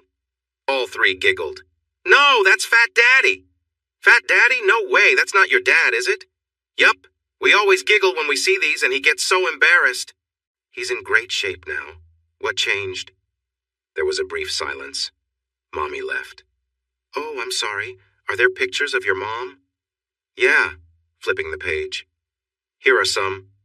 She was very pretty. You both look a bit like her, but also like your dad. Was she a little heavy too? But then she lost weight and left. Did they fight or anything?" "I don't remember much." "Well, Mac, you were quite young. How about you, Holly?" "All I remember is Aunt Monica visiting one Sunday morning, asking Dad what happened and taking her things. Dad said she just called and said she wasn't coming back. We haven't seen her since." Ava hugged both of them. "Oh, that must have been really hard for you, but are you okay now?" "Yeah, Dad makes things fun. He helps us a lot. If you ever want to talk about anything, I'm here to listen, okay? But where were these pictures taken? It looks is it here in this house?" "Yep. Right after Monica left, we went to the store, got all new things, then came back and cleared out the old stuff. Some truck came and picked it all up. He stayed up all night and changed the colors of all the rooms. We had nowhere to sit except in our rooms until the new furniture arrived. All the pictures of Mom and Dad together and anything that belonged to her but wasn't taken by Monica were gone." "My goodness," I said. "He left our rooms alone. It was like she was never here." "That must have been really hard for both of you." "I guess, but things are better now, especially since we met you and Rose. A lot of the pictures show your dad in a suit and tie. Why did he wear those?" "He always wore them for work and when he came home." "But that changed after your mom left? That's when he got the nursery?" They both nodded. "We are so glad to have met you two. It's kind of rainy out. Who wants to help me bake a cake for your dad and start making dinner? Ava? Yes, Holly. Could you maybe braid our hair like Rose's? Of course. You both have beautiful blonde hair that's nice and long. How about we have a little hair lesson? You still need to take a shower. Do you have shower caps?" They shook their heads. "Well, it might sound silly, but we can use a big baggie to keep your hair dry while we wash up. Then I'll show you how to brush it and make it shiny. And I'll teach you how to braid it. I think I have some barrettes in my purse, and tomorrow we can go shopping for brushes, clips, and shower caps. I'll braid Holly's hair first and Mac can watch. Then we'll switch. You can do your own after you learn, but it's easier to braid someone else's hair. Now let's hurry to the shower so we're finished before your dad gets home. It'll be a surprise for him. If you're careful, you can wear the braids to school tomorrow. So, what do you think? Wait, there's your dad. Just go out there and stand still and see what he says." They ran to the living room and stood still. Bart opened the door. "Hey, girls! How—" He stopped and stared, his eyes filling with tears. He got down on his knees. The girls looked at each other and then ran to him. "Daddy, what's wrong? We can take out the braids if you don't like them. We're sorry." "No, don't say that. You two are the prettiest girls in the world and I love you very much, that's all." He hugged them and then saw Rose watching. "And you're one of the prettiest girls too, Rose, just like your mom. So that makes 4 pretty girls." He glanced at Ava, shook his head sadly, and whispered, "Thank you." "Bart, thank you for letting us all celebrate Thanksgiving together. The parade and the dog show were so much fun. And the turkey smells amazing. I'm just glad you could all be here. And do all the cooking, right, Dad? I cooked a turkey before. Just turkey breast, and we think it was just lucky. All right, girls, why don't you go back to Holly's and come out when you're ready to show your dad?" The three of them ran back and slammed the door. "Show me what?" "Patience, my friend. They'll be out in a few moments." A little later, Holly and Mackenzie returned to the living room, standing proudly in front of their father, who was seated in his chair. Bart's eyes widened in surprise. "What are you two wearing?" He looked at Ava and said, "What's going on? They're too young for this." Disappointment and embarrassment washed over their faces, and they quickly ran back to the bedroom. "Bart, what are you doing? No, what's happening? Everyone turned to look at Bart. Ava's anger grew. Bart, let's talk about this in your room or outside unless you want to have this conversation here. He stomped into his bedroom. Ava sighed. Emily asked, What just happened? The girls look so proud. Growing pains. Mom, Emily, could you check the turkey and handle the rest? Rob, could you help out wherever you can? I need to see what I can fix. She walked back to the bedroom and shut the door. Bart was waiting for her. What is going on, Ava? Bras? Do you want them to look like those kids on TV? We should have talked about this. This feels wrong. Are you finished? He nodded. You haven't noticed that the girls have been wearing sleeveless shirts under their tops for months? I thought it was a fashion choice.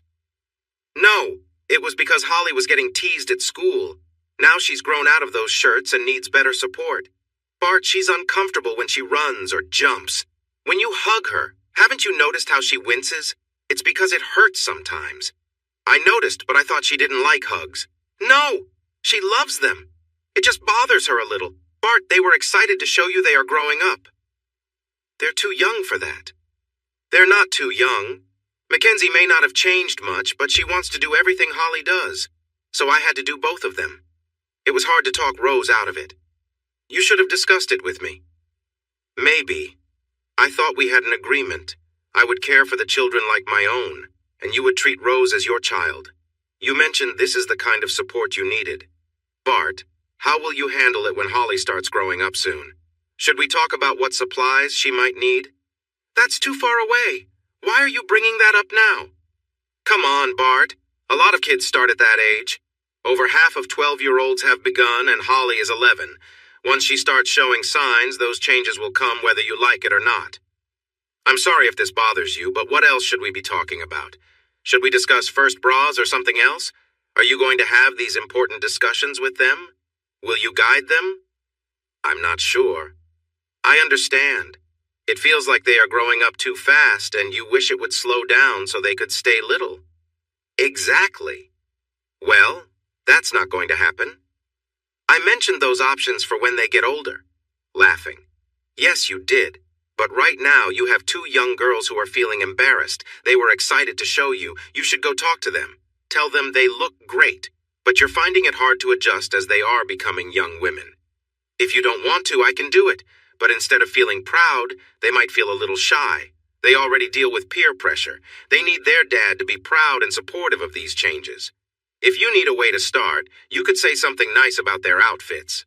They will give you those looks only little girls can give. Then you can joke, you know those shirts were just for fun, and now they are in something new, and soon they'll need something different.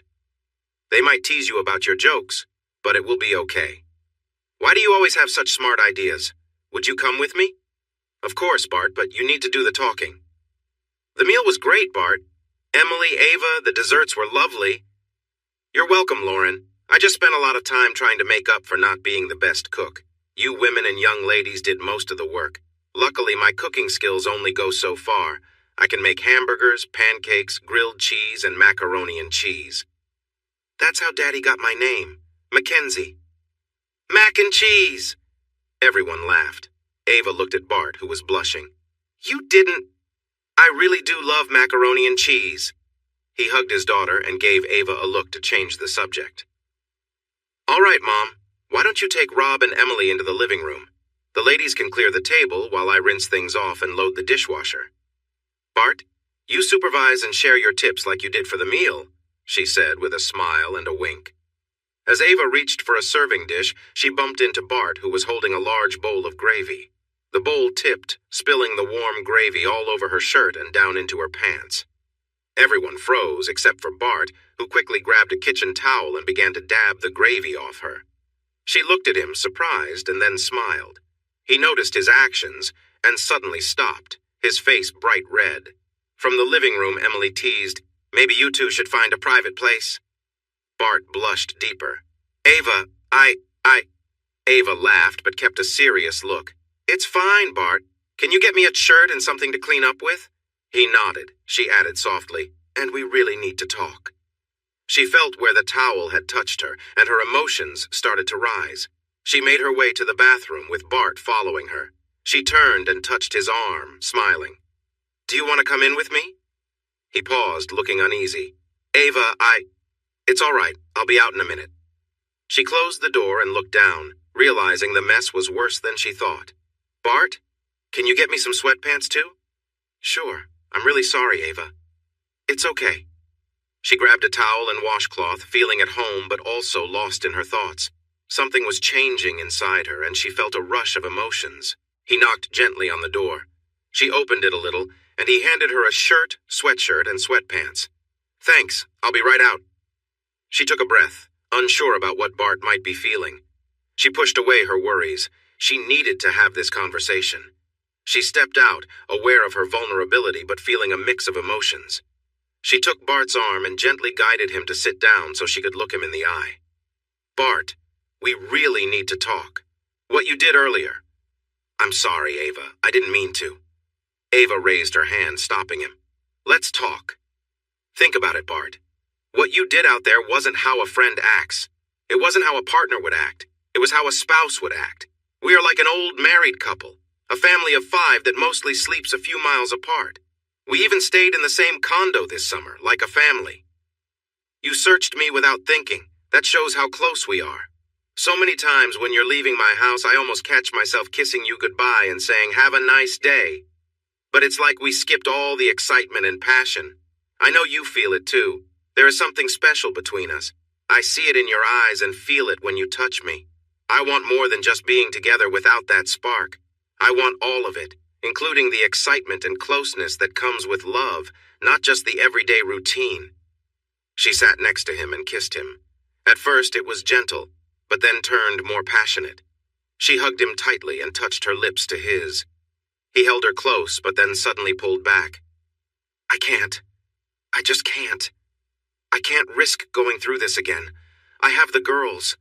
I feel like I've lost my ability to let anyone else in. What happened to you, Bart? Trust me. I would never hurt you or the girls. I won't just leave. I could never do that. Even if things don't work out, I wouldn't do that. We've been together for almost 9 months now, Bart. You know how I feel about the girls. I care for them like a mother, and I know Rose sees you as her dad. Let's try and see how it goes. Even if it doesn't work out, if we're honest with each other, it should be okay, right? He stood up and put space between them. Sadly, he said, I can't. I just can't. I'm sorry. She stood and felt tears streaming down her face. She nodded. I understand, but if that's how it is, I can't keep this up either. I can't be close yet so far away. It's too hard. Goodbye, Bart. It's been nice. Just remember, as long as you're breathing, it's never too late to start over or find happiness. It's been 5 years. I'm sorry it ended like this, but thank you for the time we shared. She walked out the door and closed it behind her, wiping her tears with her sweatshirt, but more came. She went to the living room. Mom, grab our coats. We're going home. But, no, Mom. Please just do it. Leave the dishes and everything. Rose, please gather your things. Turning to Holly and Mackenzie, she continued, Girls, it looks like I won't be seeing you as much. I want you to know that I love you both so much, and I will always be here if you need me. I will not leave you, ever. Do you understand? So call or send a message on those new phones you got. Here, give me a hug. I'm sorry. I'm very sorry. This is not what I wished for. You both made your dad very proud today. You're growing up so fast. But why? I wish I could explain it, but I don't really know either. Sorry. Let's have another hug. Oh, that felt good. More tears were coming. Emily, Rob, I'm sorry to spoil Thanksgiving. Looking at Emily. And no, I don't want to talk about it. Come on, Mom, Rose. They were quiet on the way home. All right, Rose, it's time for a shower and pajamas. Then you can read me a story from that book. Rose started crying and ran to her room. Lauren said, Rose, go take your shower. I need to talk to your mom. But what's wrong? What happened? I don't know, but it seems like adult stuff. She'll be all right, and tomorrow the weather should be nice. You two can do something fun. We have a long weekend after all. No school for either of you. Lauren went into the bedroom and hugged Rose. While holding her, she said, Let me guess. He said he couldn't commit more. So you ended things. Ava pulled away and looked at her mother. Mom, how did you know? Oh, come on, give me some credit as a mother. You love him and he loves you. It's been clear almost from day one. I've been waiting for either you two to spend all your time together or for someone to struggle. I thought it would be him, not you. I could see you opening up while he seemed stuck. Mom, it feels like we are like a married couple with all the family parts, but none of the love and closeness. I don't know what to do, but I can't stay in this in-between place. That big mess today made everything clear for me. Her mom laughed softly. The messy situation? Yeah, I know it sounds silly, but he just grabbed a towel and started to clean up like we were already a couple. It made me realize I want more, but he said he couldn't, not after what happened with his wife. So I guess I picked the wrong path, or however you say it. I will miss those girls so much. They are the sweetest, and I love them dearly. But I have wonderful friends, a great job, and the best mom in the world. She hugged her mom and kissed her cheek. They say when one door closes, another opens. But I never thought I'd be shoved out the door into the yard in my sweats, at least not without some warning. You need to talk to him again. What happened with him and his wife? Nope. It's his turn to decide. I have no idea. He never wanted to talk about it. But at least he helped me feel love again, right? Made me see that I want more. So there's that. Then why do you look so sad? Ava broke down, holding her mom tightly and crying harder. Because it just hurts so much. I feel so empty. Again. There's so much missing. Holly and Mackenzie went back to the bedroom and faced their dad. What did you do, Dad? You made Ava cry a lot, and now she says we won't see her much. He sat on the bed with his head down. Just adult stuff. She didn't understand. You wouldn't understand. No one could understand. But Dad, we love Ava. She's like our mom or something. He looked up at both of them. She talks to us, teaches us, and gets us. Don't I do all those things? Kind of. But it's different. She's a girl. Holly's right. Ava knows things. You smile a lot when she's around. It makes us sad to see you unhappy. He reached out and hugged them, being gentle with Holly. It'll all be okay. The three of us will be fine, you'll see. And you two look great in your new clothes. 3 weeks later, Holly sent another text. They had stayed in touch with messages and video calls, but this one felt urgent. Ava, Mackenzie and I need to see you.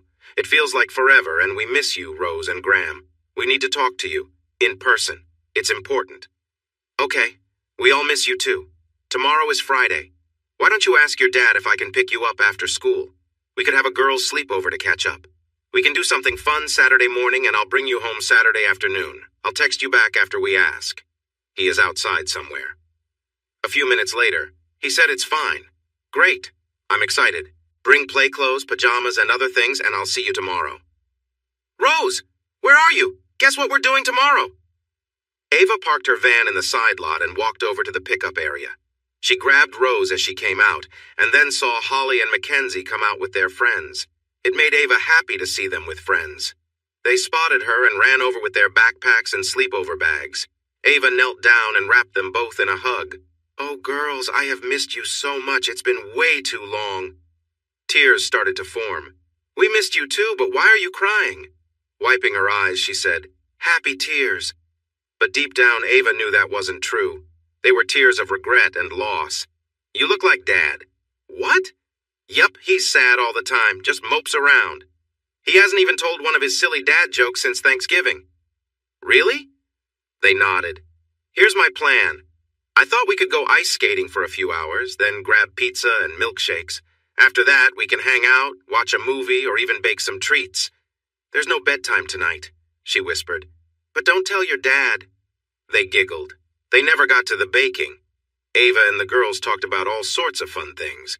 She tried some new hairstyles on the girls, painted their toenails, and then had a serious talk about deodorants and the changes that were coming in the next few years. She listened to the three girls chat away until midnight, and then it got quiet. She quietly went in to make sure each one was covered and tucked in, giving them a gentle kiss on the forehead. On Saturday morning, she had the girls help her make snowman-shaped pancakes. They topped them with whipped cream and mini M&Ms for eyes, a mouth, and buttons. After breakfast, they went to the trampoline park. After a couple of hours, the girls looked tired, so Ava took them back to her place to gather their things. Emily was there and greeted them. Ah, it's the dynamic duo visiting us. It's been a while. How are you? Good, they replied. How's your dad? He's feeling down lately. He hardly smiles. We wanted to make cookies, but I guess we ran out of time. Is he really down? Moping around like Ava here? She asked, pointing at Ava. They nodded. Ava, she said, grabbing her arm. Come with me. She pulled Ava into the bedroom and closed the door. What's going on, Ava? You're acting like you've lost your way and he's feeling down too. You need to take action. Don't just let it happen. You care about him and he cares about you. Don't let him sulk like this. But he said, forget what he said. He needs to snap out of it and you can help him. This can't keep happening. You both need to figure this out. It's like that saying. What saying? You know, the part about green pastures and all that, it didn't quite work for me, but you know the message of not giving up. Laughing softly, Ava replied, I don't remember that part exactly, but it does remind me of what my mom used to say. When one door closes, another will open. I hope another door will open for me. That's not how it works. It took forever to open this door. Are you really willing to wait that long for the next one? By then you'll be older and settling for something you don't really want. Thanks for the encouragement.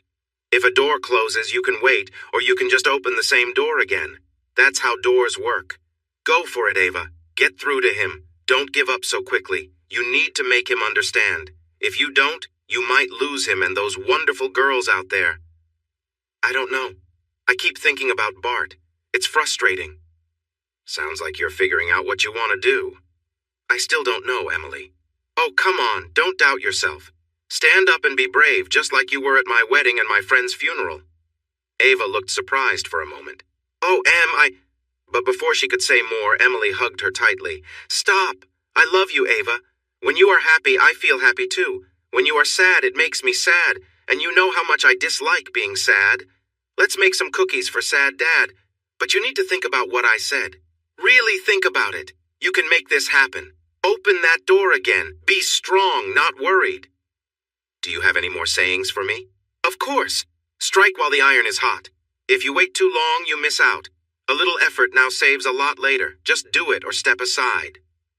She looked at Ava seriously. Just do it. That doesn't quite sound right either, Ava replied, smiling. Emily hugged her once more, whispering in her ear, Just do it. It will bring joy to both of you, please.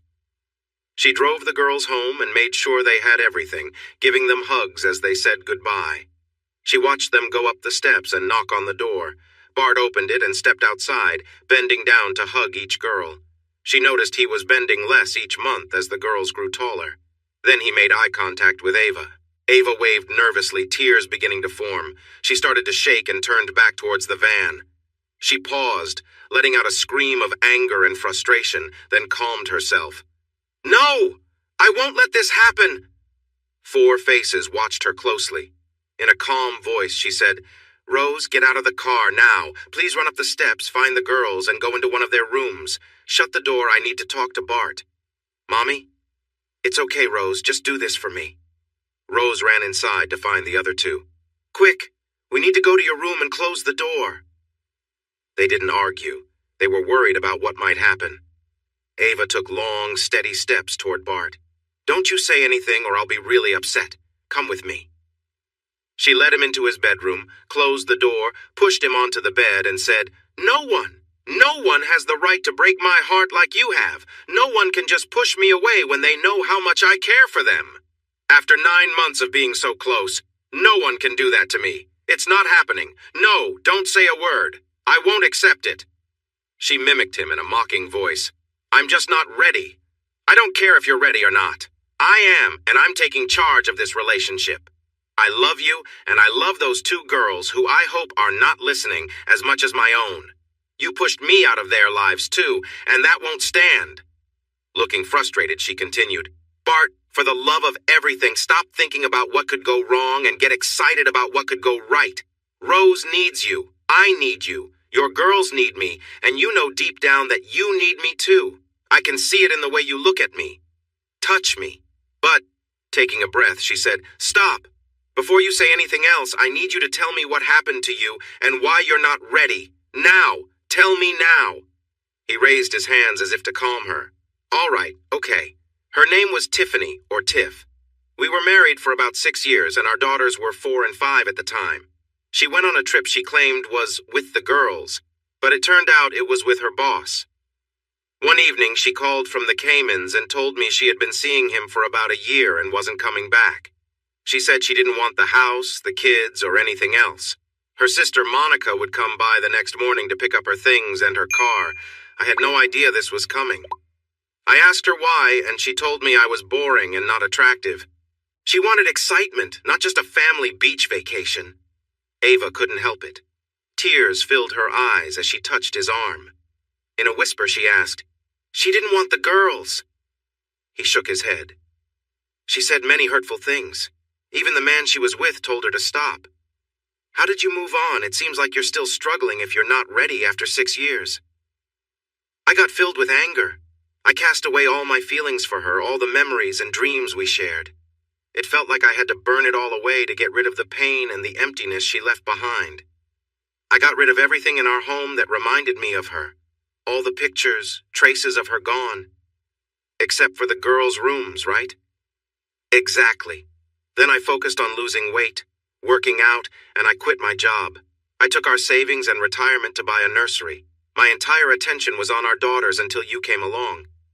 Did she ever come back? Yes, once. About 15 months later, she showed up while the kids were at a party. She said she had made a huge mistake and wanted to come back. She looked different and said she regretted everything. I told her she was welcome to see the kids, but there was nothing left for us. I let her in, and she looked around, muttered something about how it was like she had never lived there, and she left. She never came back after that. Her mom was upset that I wouldn't take her back. Her sister Monica was angry because I wouldn't remarry her after the divorce. He shrugged. That's tough, Bart. But the way you handled it? Wow, but you still owe me dinner, she said with a small smile. What? I think mine's worse. Much worse. So, tell me. We were married for 2 years. I was at my mom's for a visit and I found out I was pregnant. I rushed home to share the happy news, but when I got there, I found the man I loved in our bed with another woman. Just like Tiffany, he was being unfaithful to me. I walked to the front and saw Emily. Your friend Emily? She nodded. I found out they had been together for 6 months. He had started pursuing her shortly after we got married. I didn't know anything about it until I went to her wedding to him 7 months later. Somehow I got invited, and I was so angry that I went and sat in the back. No one, not even her parents, knew that she was involved with a man who was married to her best friend. So, I did something I shouldn't have. I stood up in the back and shared the details of their relationship. Right then, my water broke and I went into labor while telling the story. I had Rose in a strange hospital with a new doctor. She married him anyway, but it didn't last long. I think I really ruined their day. Her mom left the reception to help me. So how did you and she reconnect? You seem very close now. It was at her mom's funeral. I used to visit her mom once or twice a month. She was like a second mom to me, and I always wanted to make her happy. After she passed, I really felt the loss. I needed her. In a quiet voice, she added, "Just like I need you, Bart. You left a big emptiness when you took the girls with you. I'm sorry, Stop. There's a saying about karma that goes something like this. If you trust someone completely, you either learn a lesson or you find a person who stays with you for life. And that's me. I would never betray you, hurt you, or leave you. I couldn't do that to you or the girls.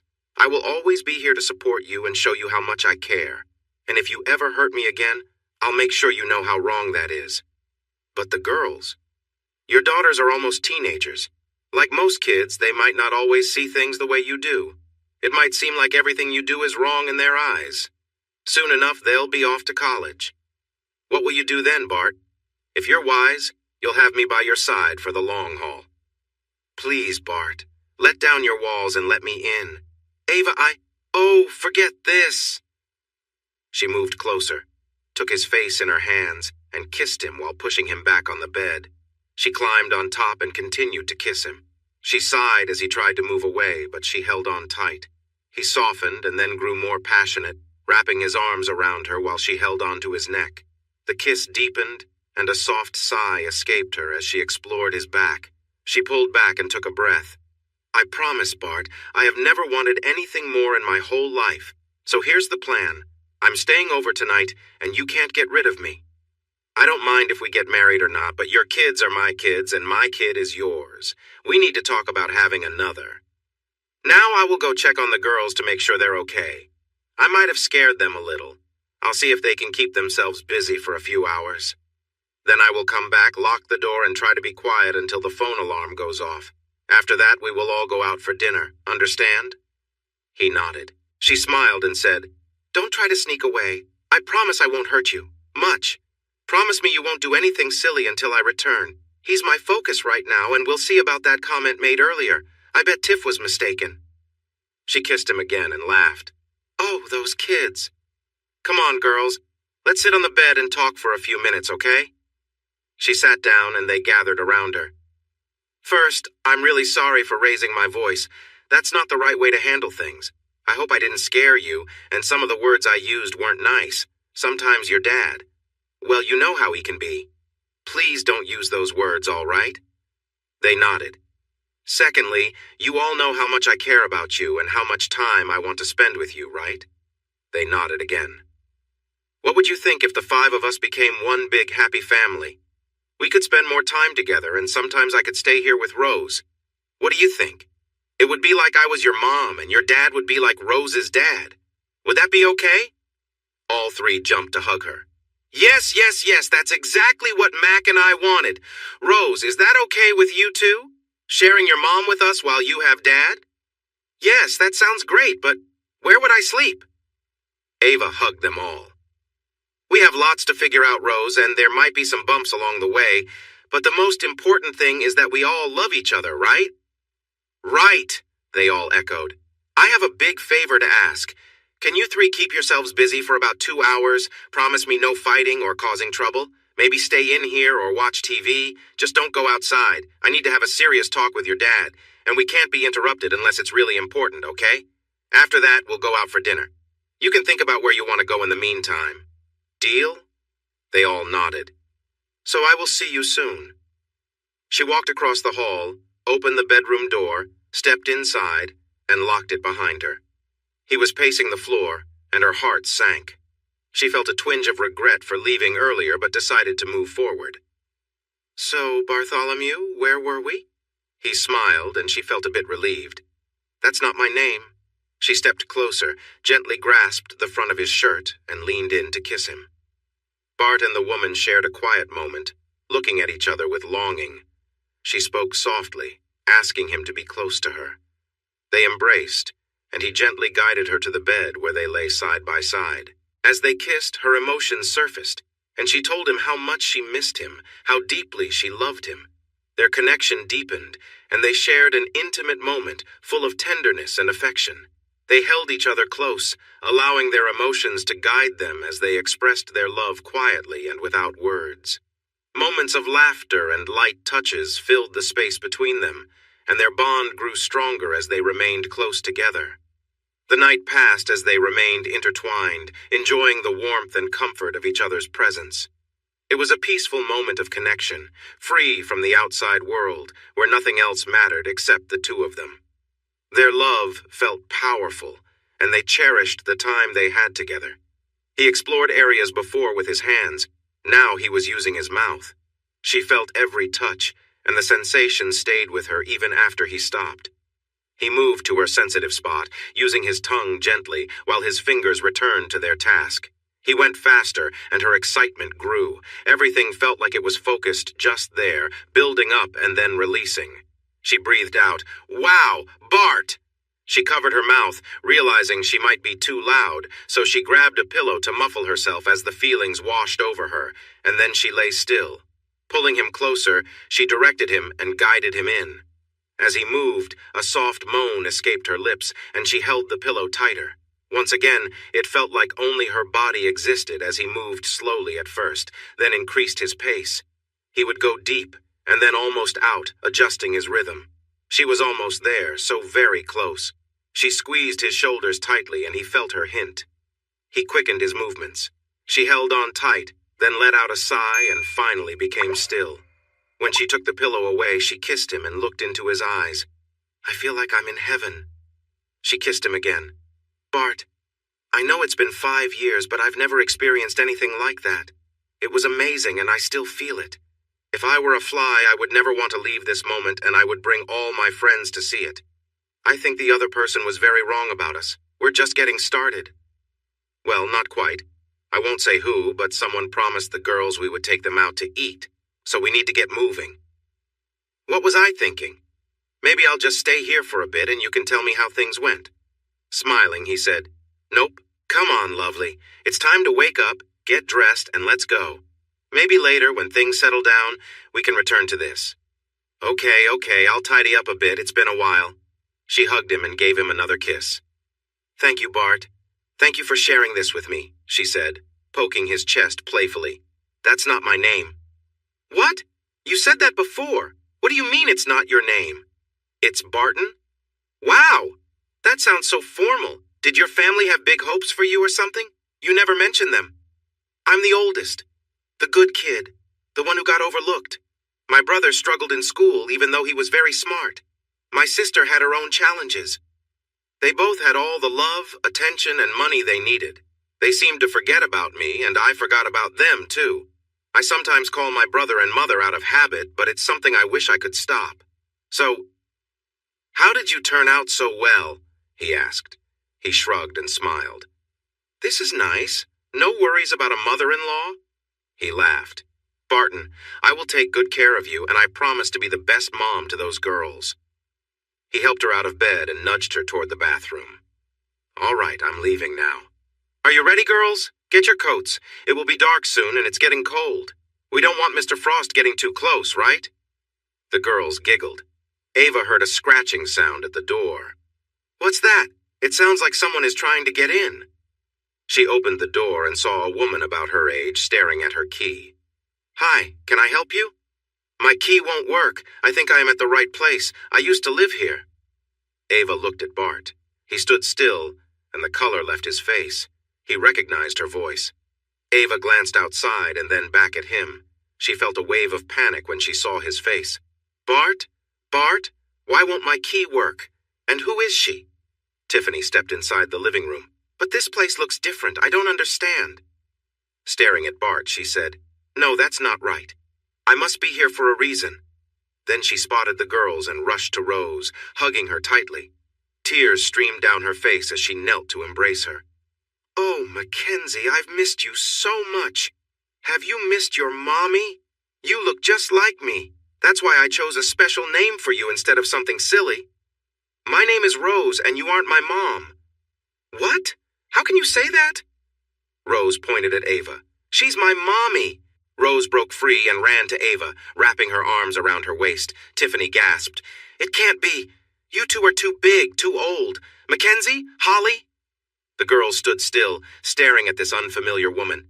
Tiffany crawled closer and hugged the two girls tightly. Oh, my babies, Mommy will never leave again. I love you and have missed you every single day. The girls stood frozen, unsure of what to do or how to react. Tiffany looked at Bart. How could I have left them? She let go of the girls, stood up, and rushed back to Bart. She kissed him gently, holding him close. Oh, Bart, I've missed you the most. But I think I hurt you, didn't I? I made a terrible mistake. There's a reason I'm here, but I can't remember why. Why am I here? How did I get here? Looking around, she said, But everything is different. Bart, you got rid of all our things, our furniture, our pictures. Why? She then turned to Ava. And who are you? Tiffany, this is Ava, a friend of ours. Tiff spun around and glared at Bart. Are you cheating on me? Ava felt tense as Tiffany looked at her and went on. What kind of woman would come into my home and my bed with my husband? She turned to Bart. A week! I make a mistake for a week and you bring another woman here in front of the kids? Then she turned back to Ava. And you? How could you? Now pack your things and leave. I don't know what's happening, but the only things of mine here are my coat and my daughter. I've never stayed here overnight. From what I know, you are the one who left for another man, forgot her kids, and divorced her husband. What are you talking about? There is no divorce, no separation. That, she pointed at Bart, is my husband. This is my home, and those are my kids. Look at my wedding ring. She held it up and then stopped. Bart? That's not the ring you gave me.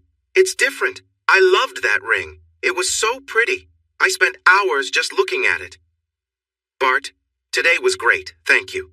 This feels like a story or something, but I'm going to take Rose and go home. She turned to the other girls. Sorry about dinner and our big plans. She went over and hugged both of them, whispering, and don't worry, things will work out. Remember, just call or text me and I will always be here for you. Love you both. As she stood, Bart came over and hugged her, kissed her, and pulled her aside. Ava, I'm sorry. I don't know what's going on. This is crazy. She's acting strange. But I love you and don't feel anything for her, only frustration. It all fell apart, remember? I love you. Please give me a chance to figure this out. She nodded. Please don't hurt me, Barton. The pain would swallow me up, please. He turned to Tiffany. Would you two like to go with Ava while she and I sort this out? They both nodded. Ava, can you take them and keep them until I get back? I'm not sure this is the right place for them. No, absolutely not. They are my kids and I say no. Well, they are our kids and I said it's okay. Go, all of you now, please. Ava nodded and quietly mouthed, I love you. Come on, girls. Looks like another girls' night. As she walked out, she shook her head and felt tears forming. She thought, another one of the happiest days of my life, and it's ruined, just like the last one. Why is this happening to me? What if Bart has been lying? No, I refuse to believe that. Still, the tears fell as she drove the girls back to her mom's house. What is going on, Tiff? You're acting like you've been away for days. You thought Rose was our daughter? What's happening? You haven't seen the girls in 6 years? I haven't seen you in 5 years, and that was just for a short time when you came and went. Tiffany looked around the room without saying anything. Tiffany, what's wrong? Are you okay? 5 years? That can't be true, Bart. Wait, that's why I've come. She moved closer and hugged him tightly. Bart, I need to say I'm sorry. I don't even remember what happened, but I know I hurt you and it's been bothering me. I had to come here to ask for your forgiveness. I promise I won't let it happen again. How did I even get here? It was a long time ago, Tiffany. I forgive you. Thank you. She glanced around, looking confused. But I don't understand. He looked surprised. Tiff, Holly is 11, Mac is 10. You left when they were little. You called from the Caymans and said you were with someone else and didn't want anything to do with us. She looked scared and lost. But it's okay, Tiff. I've forgiven you. It's all in the past now. She started to shake. Bart, something is wrong. I don't remember anything. I don't even know how I got here. She stepped closer, hugging him tightly. Bart, I don't know what I've done, but I need you. Something told me to come back to you. She began to cry. I'm scared. I don't understand. I need your strength. I need your help. I need your love. But I don't feel it anymore. It's gone, isn't it? Oh no, I ruined your love for me. I have to go, but where can I go? I don't know where I came from or what's happening. Where did this ring come from? It's not the one you gave me. Oh, I loved that ring. She tried to step away, but he held her back. In a kind, calming voice, he said, Tiff, wait. Sit down. We'll figure this out together. You have a wedding ring on. Are you married? Should I call someone? She looked puzzled, then looked worried. That's not the ring you gave me. I don't know, Bart. Wait, Alan. I'm married to Alan. Where is he? He always took good care of me. I don't know, Tiff. Have you talked to Monica or your mom? I'm not sure. I don't remember talking to them. What if I call Monica? Maybe she can help. Why don't we go to the bedroom and you can rest while I make some calls? Okay. He led her to the bedroom. Just lie down for a bit. She was in here. She looked at him with sadness. With you. How could you? Tiff, it's been 5 years. This is a misunderstanding. Let's go check Holly's room. It should look the same as when you left. He took her across the hall. Yes, I remember this room. The colors and curtains are just like before. I chose those curtains. The same bed and dresser. Lie down, Tiffany, please. You look tired. She lay down and quickly fell asleep. He went out, closed the door, and called Monica, hoping she had answers and wouldn't just give him a hard time like usual. What do you want, Bart? Tiffany is here. What? Mom and I haven't heard from her in years. We tried to find her but had no luck. Well, she's here and she's acting really odd. She thought we were still married. She can't remember what she's done. She hugged Rose and thought she was Mac. Then she says she's married to a guy named Alan and has a wedding ring on. Do you know where she lives or how to reach Alan? Oh, wow. Drugs?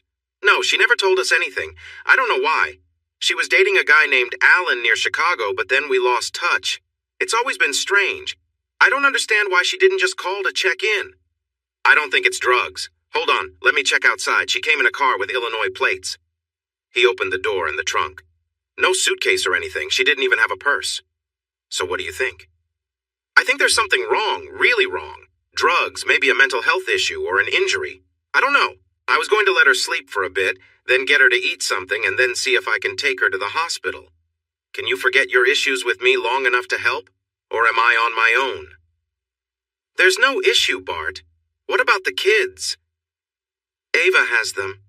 I thought that was best until we sort things out. Good. Of course I'll help, Bart. I'll tell Mom and head over soon. It'll take me about an hour or so. Just keep her there. I won't let her leave. There was a soft knock on the door and he opened it. Hi, Bart. I can see why you'd want to stay away from family. Anything new? She's still sleeping. I checked the car. It's in her name and has an address in a Chicago suburb. No purse, but there's cash in the console. No suitcase, just some empty coffee cups and no clue how she paid for them unless she used that cash. It's all a mystery.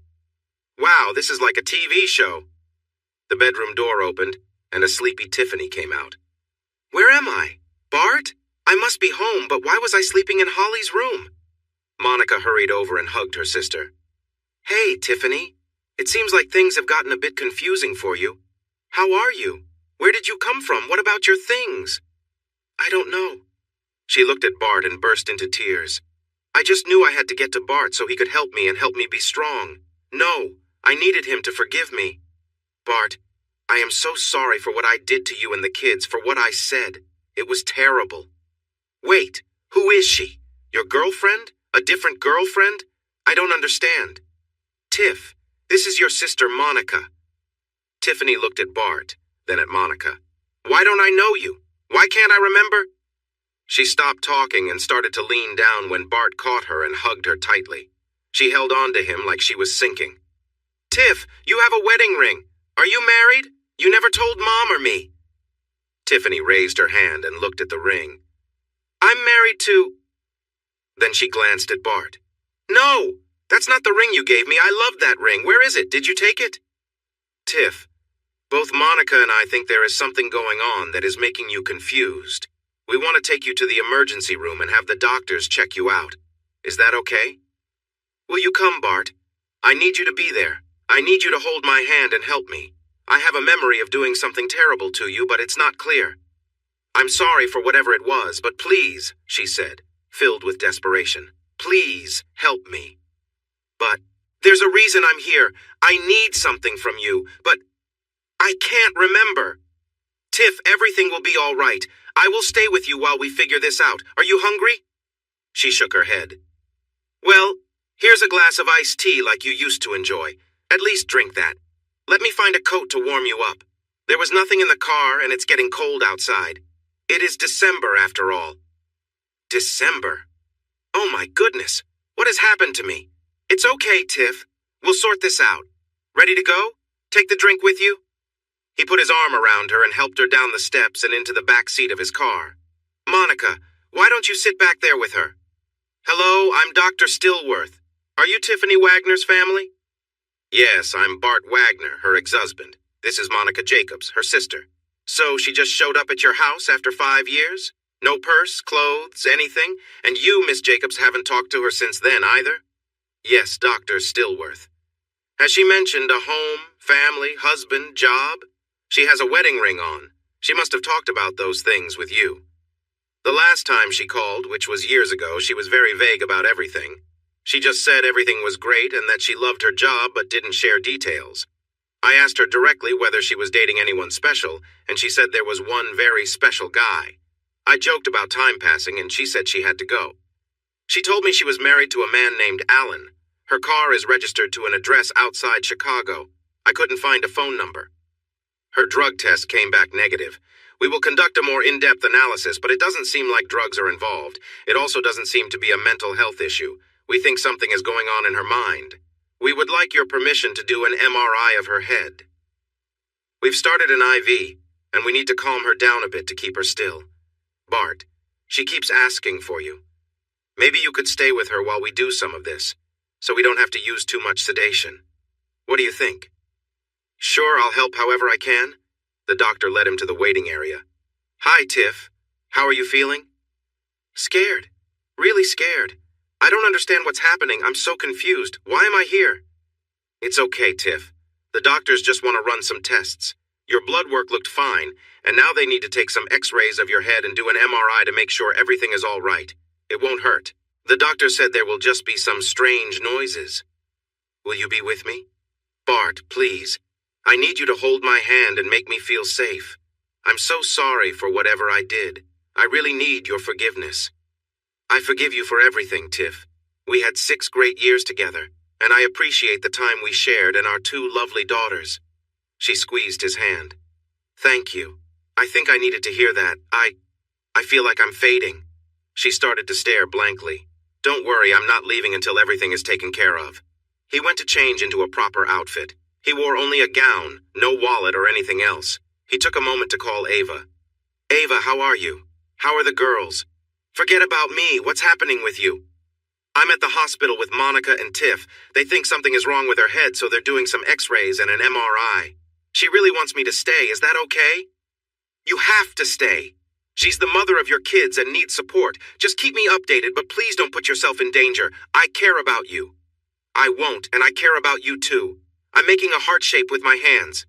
Go help her and keep me informed. The kids are all asleep. The doctor entered with Monica and another doctor. Tiffany? But Tiffany was staring blankly, not really focused on anything. I need to talk to you both. We need a neuropsychologist to evaluate her. It appears that she has early onset dementia, possibly Alzheimer's. But doctor, she's still in her 30s. Alzheimer's. I understand, Bart. We often think Alzheimer's only affects older people, but it does happen to those in their 30s and 40s too. It's rare, but around 10% of cases do occur in younger individuals. Tiffany seems to be at a moderate stage. This means she has been dealing with this for a while, and frankly, I don't see how she could have taken care of herself. You can see how she seems a bit lost right now. I'm surprised she was as clear as she was earlier. Well, she recognized me but didn't know her sister. That's odd, right? But that's how it goes. The brain gets jumbled, then starts to piece things back together. Someone has been taking good care of her, though. Bart, Monica, we need to find out where she came from and who has been helping her. Tiffany, you have a wedding ring on.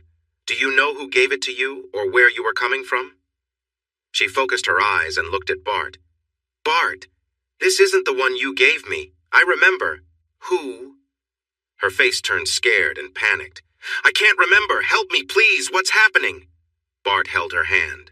Tiff, we'll figure this out. Try not to worry. We will take good care of you. So what's next, doctor? We want to do a few more tests and keep her here overnight. We'll start her on some medicine to help her think better. Maybe one of you could stay with her.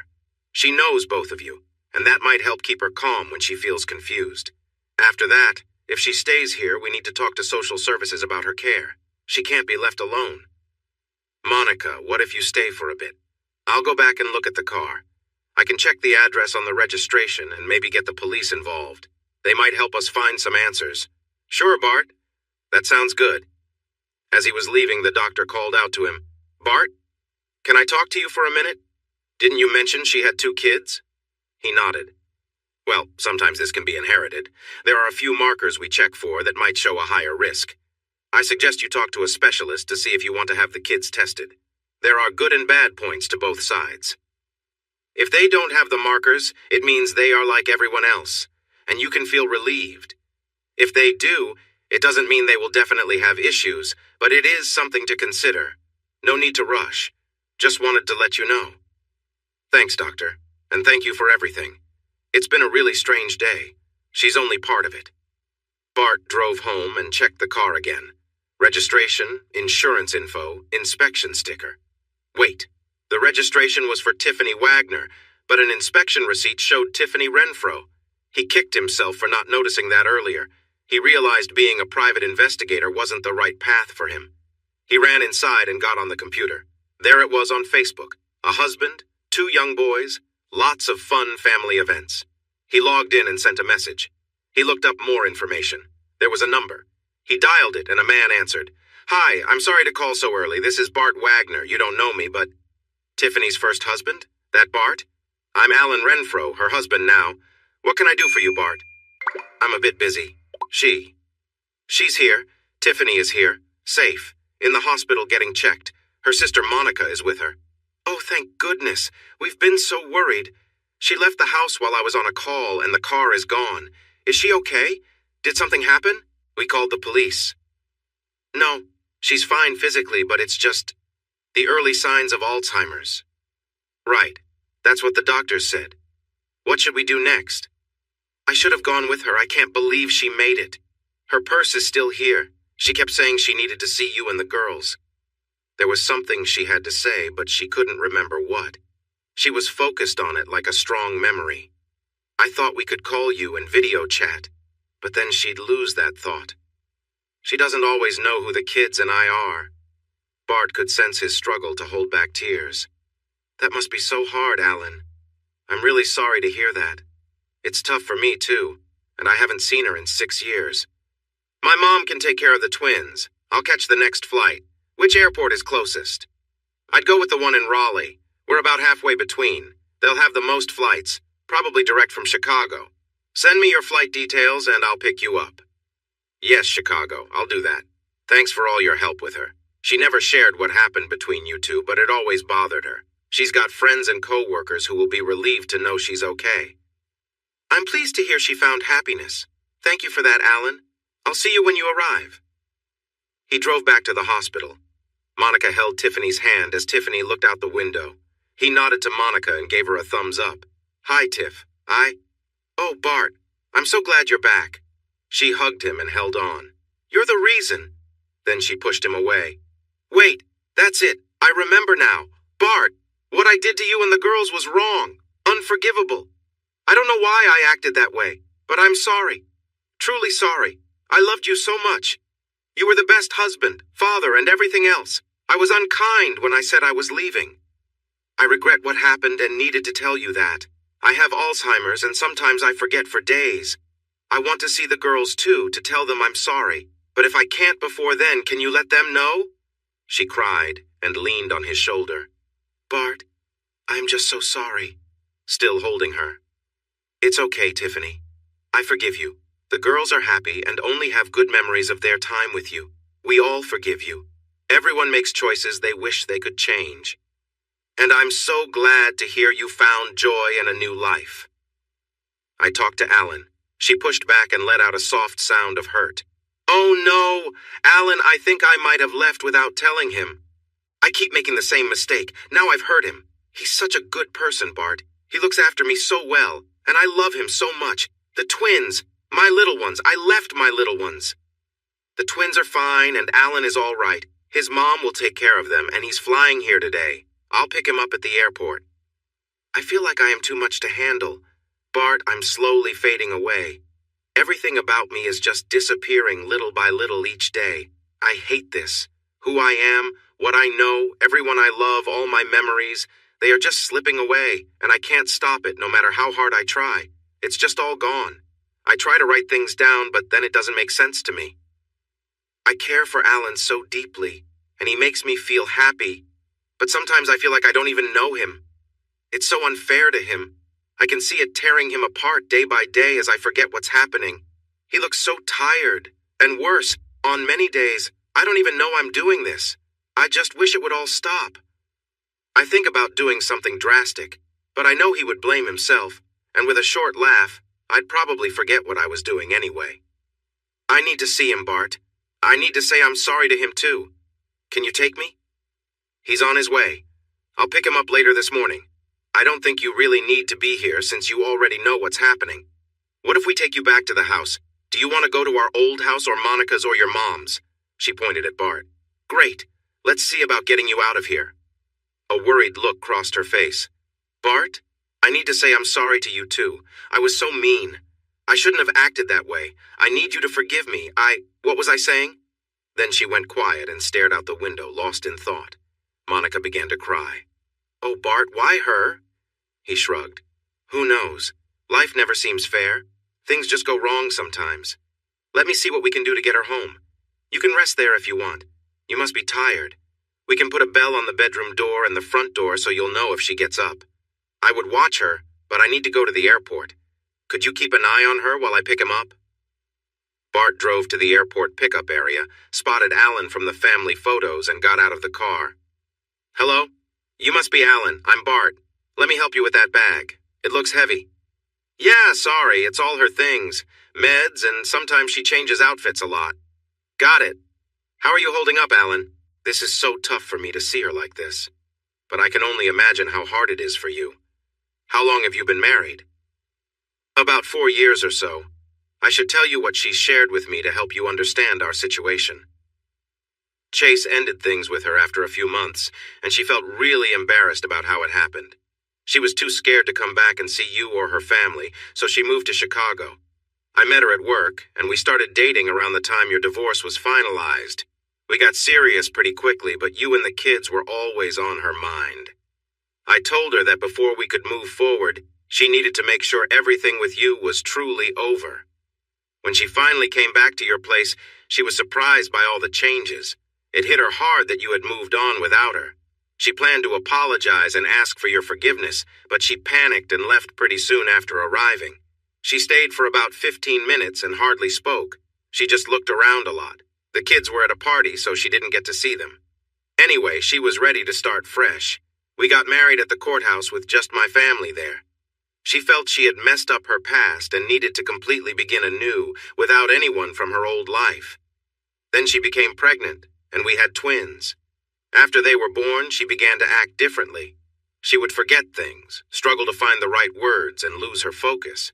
Everyone thought it was just fatigue from taking care of the twins, which made sense because it was really tough. One of them was always awake or needing something. But things got worse. She became frustrated and upset, so we visited many doctors. Eventually, we got an MRI that revealed what was happening. She accepted it, and medication helped a bit, but her condition continued to progress. In the 4 years of our marriage, one was fantastic, the best year of my life. Now, though, I have a wife who has moderate dementia, moving towards severe. Many times, she gets really scared because she doesn't recognize me and wonders why a strange man is helping her. It's really hard. To make matters worse, she became obsessed with the idea of apologizing to you. She just couldn't stop thinking about it. I planned to bring her back to see you, but she surprised me by coming here on her own. She said she was sorry. I forgave her. But then she kept repeating it and then would forget again. I'm not sure she will remember that we made peace once things settled down for her. I would be glad to tell her that everything is forgiven. But if you take her home, maybe consider recording a message saying we had 6 wonderful years together and that the kids think of her fondly. You could play it for her when she's feeling more like herself again. I think it might help. That sounds like a good idea. Look, Alan, I really want to help, and I should tell you that she loves you very much and is so grateful for how well you take care of her. She knows this is really hard for you, and she feels bad for causing you pain. She said that she would do anything for you because she loves you, but she thinks you will blame yourself if something happens to her. She even joked about standing on a bridge, but said she would probably forget why she was there. So, I think she still understands some of what's going on. I'm really sorry, Alan. I probably shouldn't have said anything. No, I appreciate you telling me. I would do anything to help her, but then she has good days with the kids and we feel close again. Then she disappears. I really don't know. She might not be with us for much longer. It's been getting worse quickly. Alan, the doctor mentioned something about a genetic reason for her early Alzheimer's. Did you check on the boys? No, I didn't need to. Tiffany wanted to get tested herself and she's clear, so the kids are fine. They say her case is random. They don't know why it happened to her. Just bad luck. Or a mix of good and bad luck. At least that's good news about the kids. I'm not sure if I would get them tested or not. If it's positive, they might always worry about it. You can try to lessen their risks, but still. I see what you mean. Here we are. They got out, and Bart hugged Alan. Alan, I'm really sorry you're going through this, but I respect how strong you're being. Most guys wouldn't stick around like you have. I want to help you however I can. I don't have much money. I spent it all on my nursery, but I can use some savings to help if needed. You'd really do that? Alan, Tiffany and I have a lot of history. She's the mother of my kids. Well, your kids are her kids' half-brothers or something like that. She needs support, and so do you. I'd rather support you directly than give to a big group where I don't know what happens. So yes, I would help. Alan wiped his eyes. Thank you. I may really need that. He took a deep breath. Let's see if Tiffany is at home or somewhere else. Alan, this is Monica, Tiffany's sister. Right. He gave her a hug. Sorry we haven't met. I think she wanted to leave her past behind after getting sick. She's still resting. The hospital took a lot out of her. They did a lot of tests that might not have been needed if we had known more of her background. I didn't even know about your marriage or the boys. I don't know why she kept that to herself. Maybe she started having issues after they were born. I think she wanted to protect you and your mom from worrying about her. I tried to get her to share with you, but she wouldn't. I'm sorry. How old are the twins? They're 3. How are you managing, Alan? All 3 of them are a handful. Alan just shrugged. One day at a time. I try to work enough to pay the bills. It's really the only option, so where is she? Monica guided him to Holly's room. He looked around with doubt, which Monica noticed. It's not what you think, Alan. This room is just how she left it 6 years ago. The others are very different. She felt more at home here. Oh, I see. That makes sense. Hi, Tiff. How are you today? I've missed you. He leaned down to kiss her, and tears rolled down his cheek. Her eyes opened slowly. Alan, I'm so sorry. I think I just vanished. She looked around. Monica, what's happening? Oh, right, I'm at Bart's. She turned back to Alan. But I didn't mean it like that. I came to say I'm sorry, I think. I would never. I love you more than anything. I know, it's okay. You don't have to apologize. I love you, dear. Let's get you up, have something to eat and drink, and get you cleaned up. I brought your medicine with me. Then in a day or 2 we can go home to see the boys. She suddenly hugged him. Thank you, Alan, for caring for me and sticking with me. I feel terrible about this. It's not a problem. You'd do the same for me. Before lunch wrapped up, she seemed to drift away again, unresponsive to questions. Alan, I'm not sure where you live around Chicago, but it's probably about a 14-hour drive. I still can't believe Tiff made it here. If she can handle the drive, we could leave as it gets dark and be there by dawn. That way she might sleep most of the trip and we'd avoid traffic. Unless you think she might feel anxious about the journey. I'll do whatever you think is best. I assume we should drive, right? No planes too crowded. But if we went during the day, she could see the scenery. I could drive while you sit in the back with her. I'm open to anything. What do you think? Bart, I couldn't ask you to do that. You aren't asking. I'm volunteering. I need a break from work. But Alan, you don't really know me. Tiff is my sister and I want to help. We've been apart for too long and I want to reconnect, even if just for a little while. I want to be there for her. I can come with you and help out. I can take care of the boys, cook, clean, run errands, and look after her while you work. I promise I won't be in the way. I don't have much money. No, don't worry about money. I just want to help my sister, help you, and meet my nephews. My job is flexible, so I can work from anywhere. I can make it work. She's going to get worse before she calms down, right? You can't do everything on your own when she starts feeling lost. It was lucky she made it here without getting lost or hurt. Please, I want to help. No, I really need to do this. All right, both of you. When do you want to go? Well, I have to drive home to grab some things if I'm going to stay. It takes about an hour each way. And you should talk to Ava. Yes, I need to catch Ava up on everything. But we could leave tonight if you want, or tomorrow. It's your choice, Alan. Let's leave tonight if that's okay. She's really tired from the drive and the hospital. I can give her a little medicine to help. That way she'll be back home in familiar surroundings first thing tomorrow, and she can see her boys. That might help her. Is that all right? Absolutely. Let me take her car. I still don't know how she got here without her purse, and I'll fill it up, check the tires, talk to Ava, and then I'll be back. I'll head home now to pack, and then return in about 3 hours. He pulled out his phone. Ava, I need to talk to you before I leave for Chicago. Picking up the girls from school. I'll be back at my house soon and we'll call then, okay? Chicago? Long story. Call me when you're home. A few minutes later she called. I love you, Ava. I've been so distant and... I know, and I will remind you about the time we've lost. So what's going on? He explained everything. Oh, wow. You're going to help, right? Do they need to stay with us? What can we do to help? Alan thinks she would be better off at home, so I'm driving them there tonight, helping them settle in, and then I'll catch a flight back whenever I can, probably tomorrow. Monica is coming with us to stay and help. Just between us, I have a feeling she might stick around even after Tiffany finds peace. Really? I never would have imagined that. People can surprise you. When help is needed, it's good to answer. I think she also needs to feel needed. Alan and the kids will rely on her. It might be tough. Just so you know, you'd better rest on that flight. We have some big plans to discuss when you come back. What kind of plans? Can't say right now, but I will pick you up from the airport in a surprising way to get your mind thinking all the way home. I like the sound of that. Tuesday afternoon, all four got out of the van. Bart came out of the house, knelt, and hugged all three girls. Have I told you how much I missed and love you three? Come on, Dad. You were only gone for like 3 days. We had girls' nights. It was fun. He frowned. Oh, stop pouting. We missed you. Yeah, we missed your cooking. All four girls laughed at that. I should make you all evil daughters again for that one. Sure, whatever. You three go inside. He stood and turned to Ava. Sorry I couldn't pick you up, Bart, but your flight got in right at pickup time.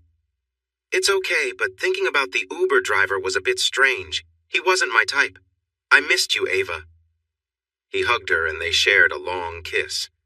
Ava opened her eyes and saw the kids watching and giggling. Get inside, you silly kids. I need to welcome your father home. Well, Barton, you made a big mistake. I know, I should have called more. No, it's not about that. I know it's been busy and I'm proud of you for helping her. Your problem is you gave me and the girls too much time to think. Way too much time. He smiled. Oh. First, some important things. The girls were really shocked when their mom suddenly showed up and didn't recognize them at all. So we had long talks about life, mental health, and what it means to be human making mistakes, feeling regret, and forgiveness. And finally, we talked about facing your mistakes and fears and trying to make things right instead of running away. I think they understand better now and have decided to remember their mom from the pictures instead of the woman who came to the door. They have grown up a lot. Any questions? No, I think it's great you helped them with that. I was. Well, I expected the worst and was really worried about that talk, so thank you. I appreciate it more than I can say. I'm glad to help. You know how much they mean to me, and it was good for Rose, too. And that's the end of the serious talk for now, folks.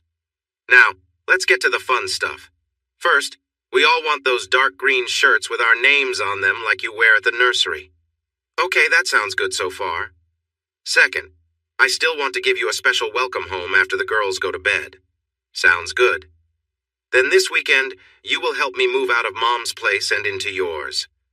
She held up her hand. No, I've already talked to the girls about it, and we have it all planned.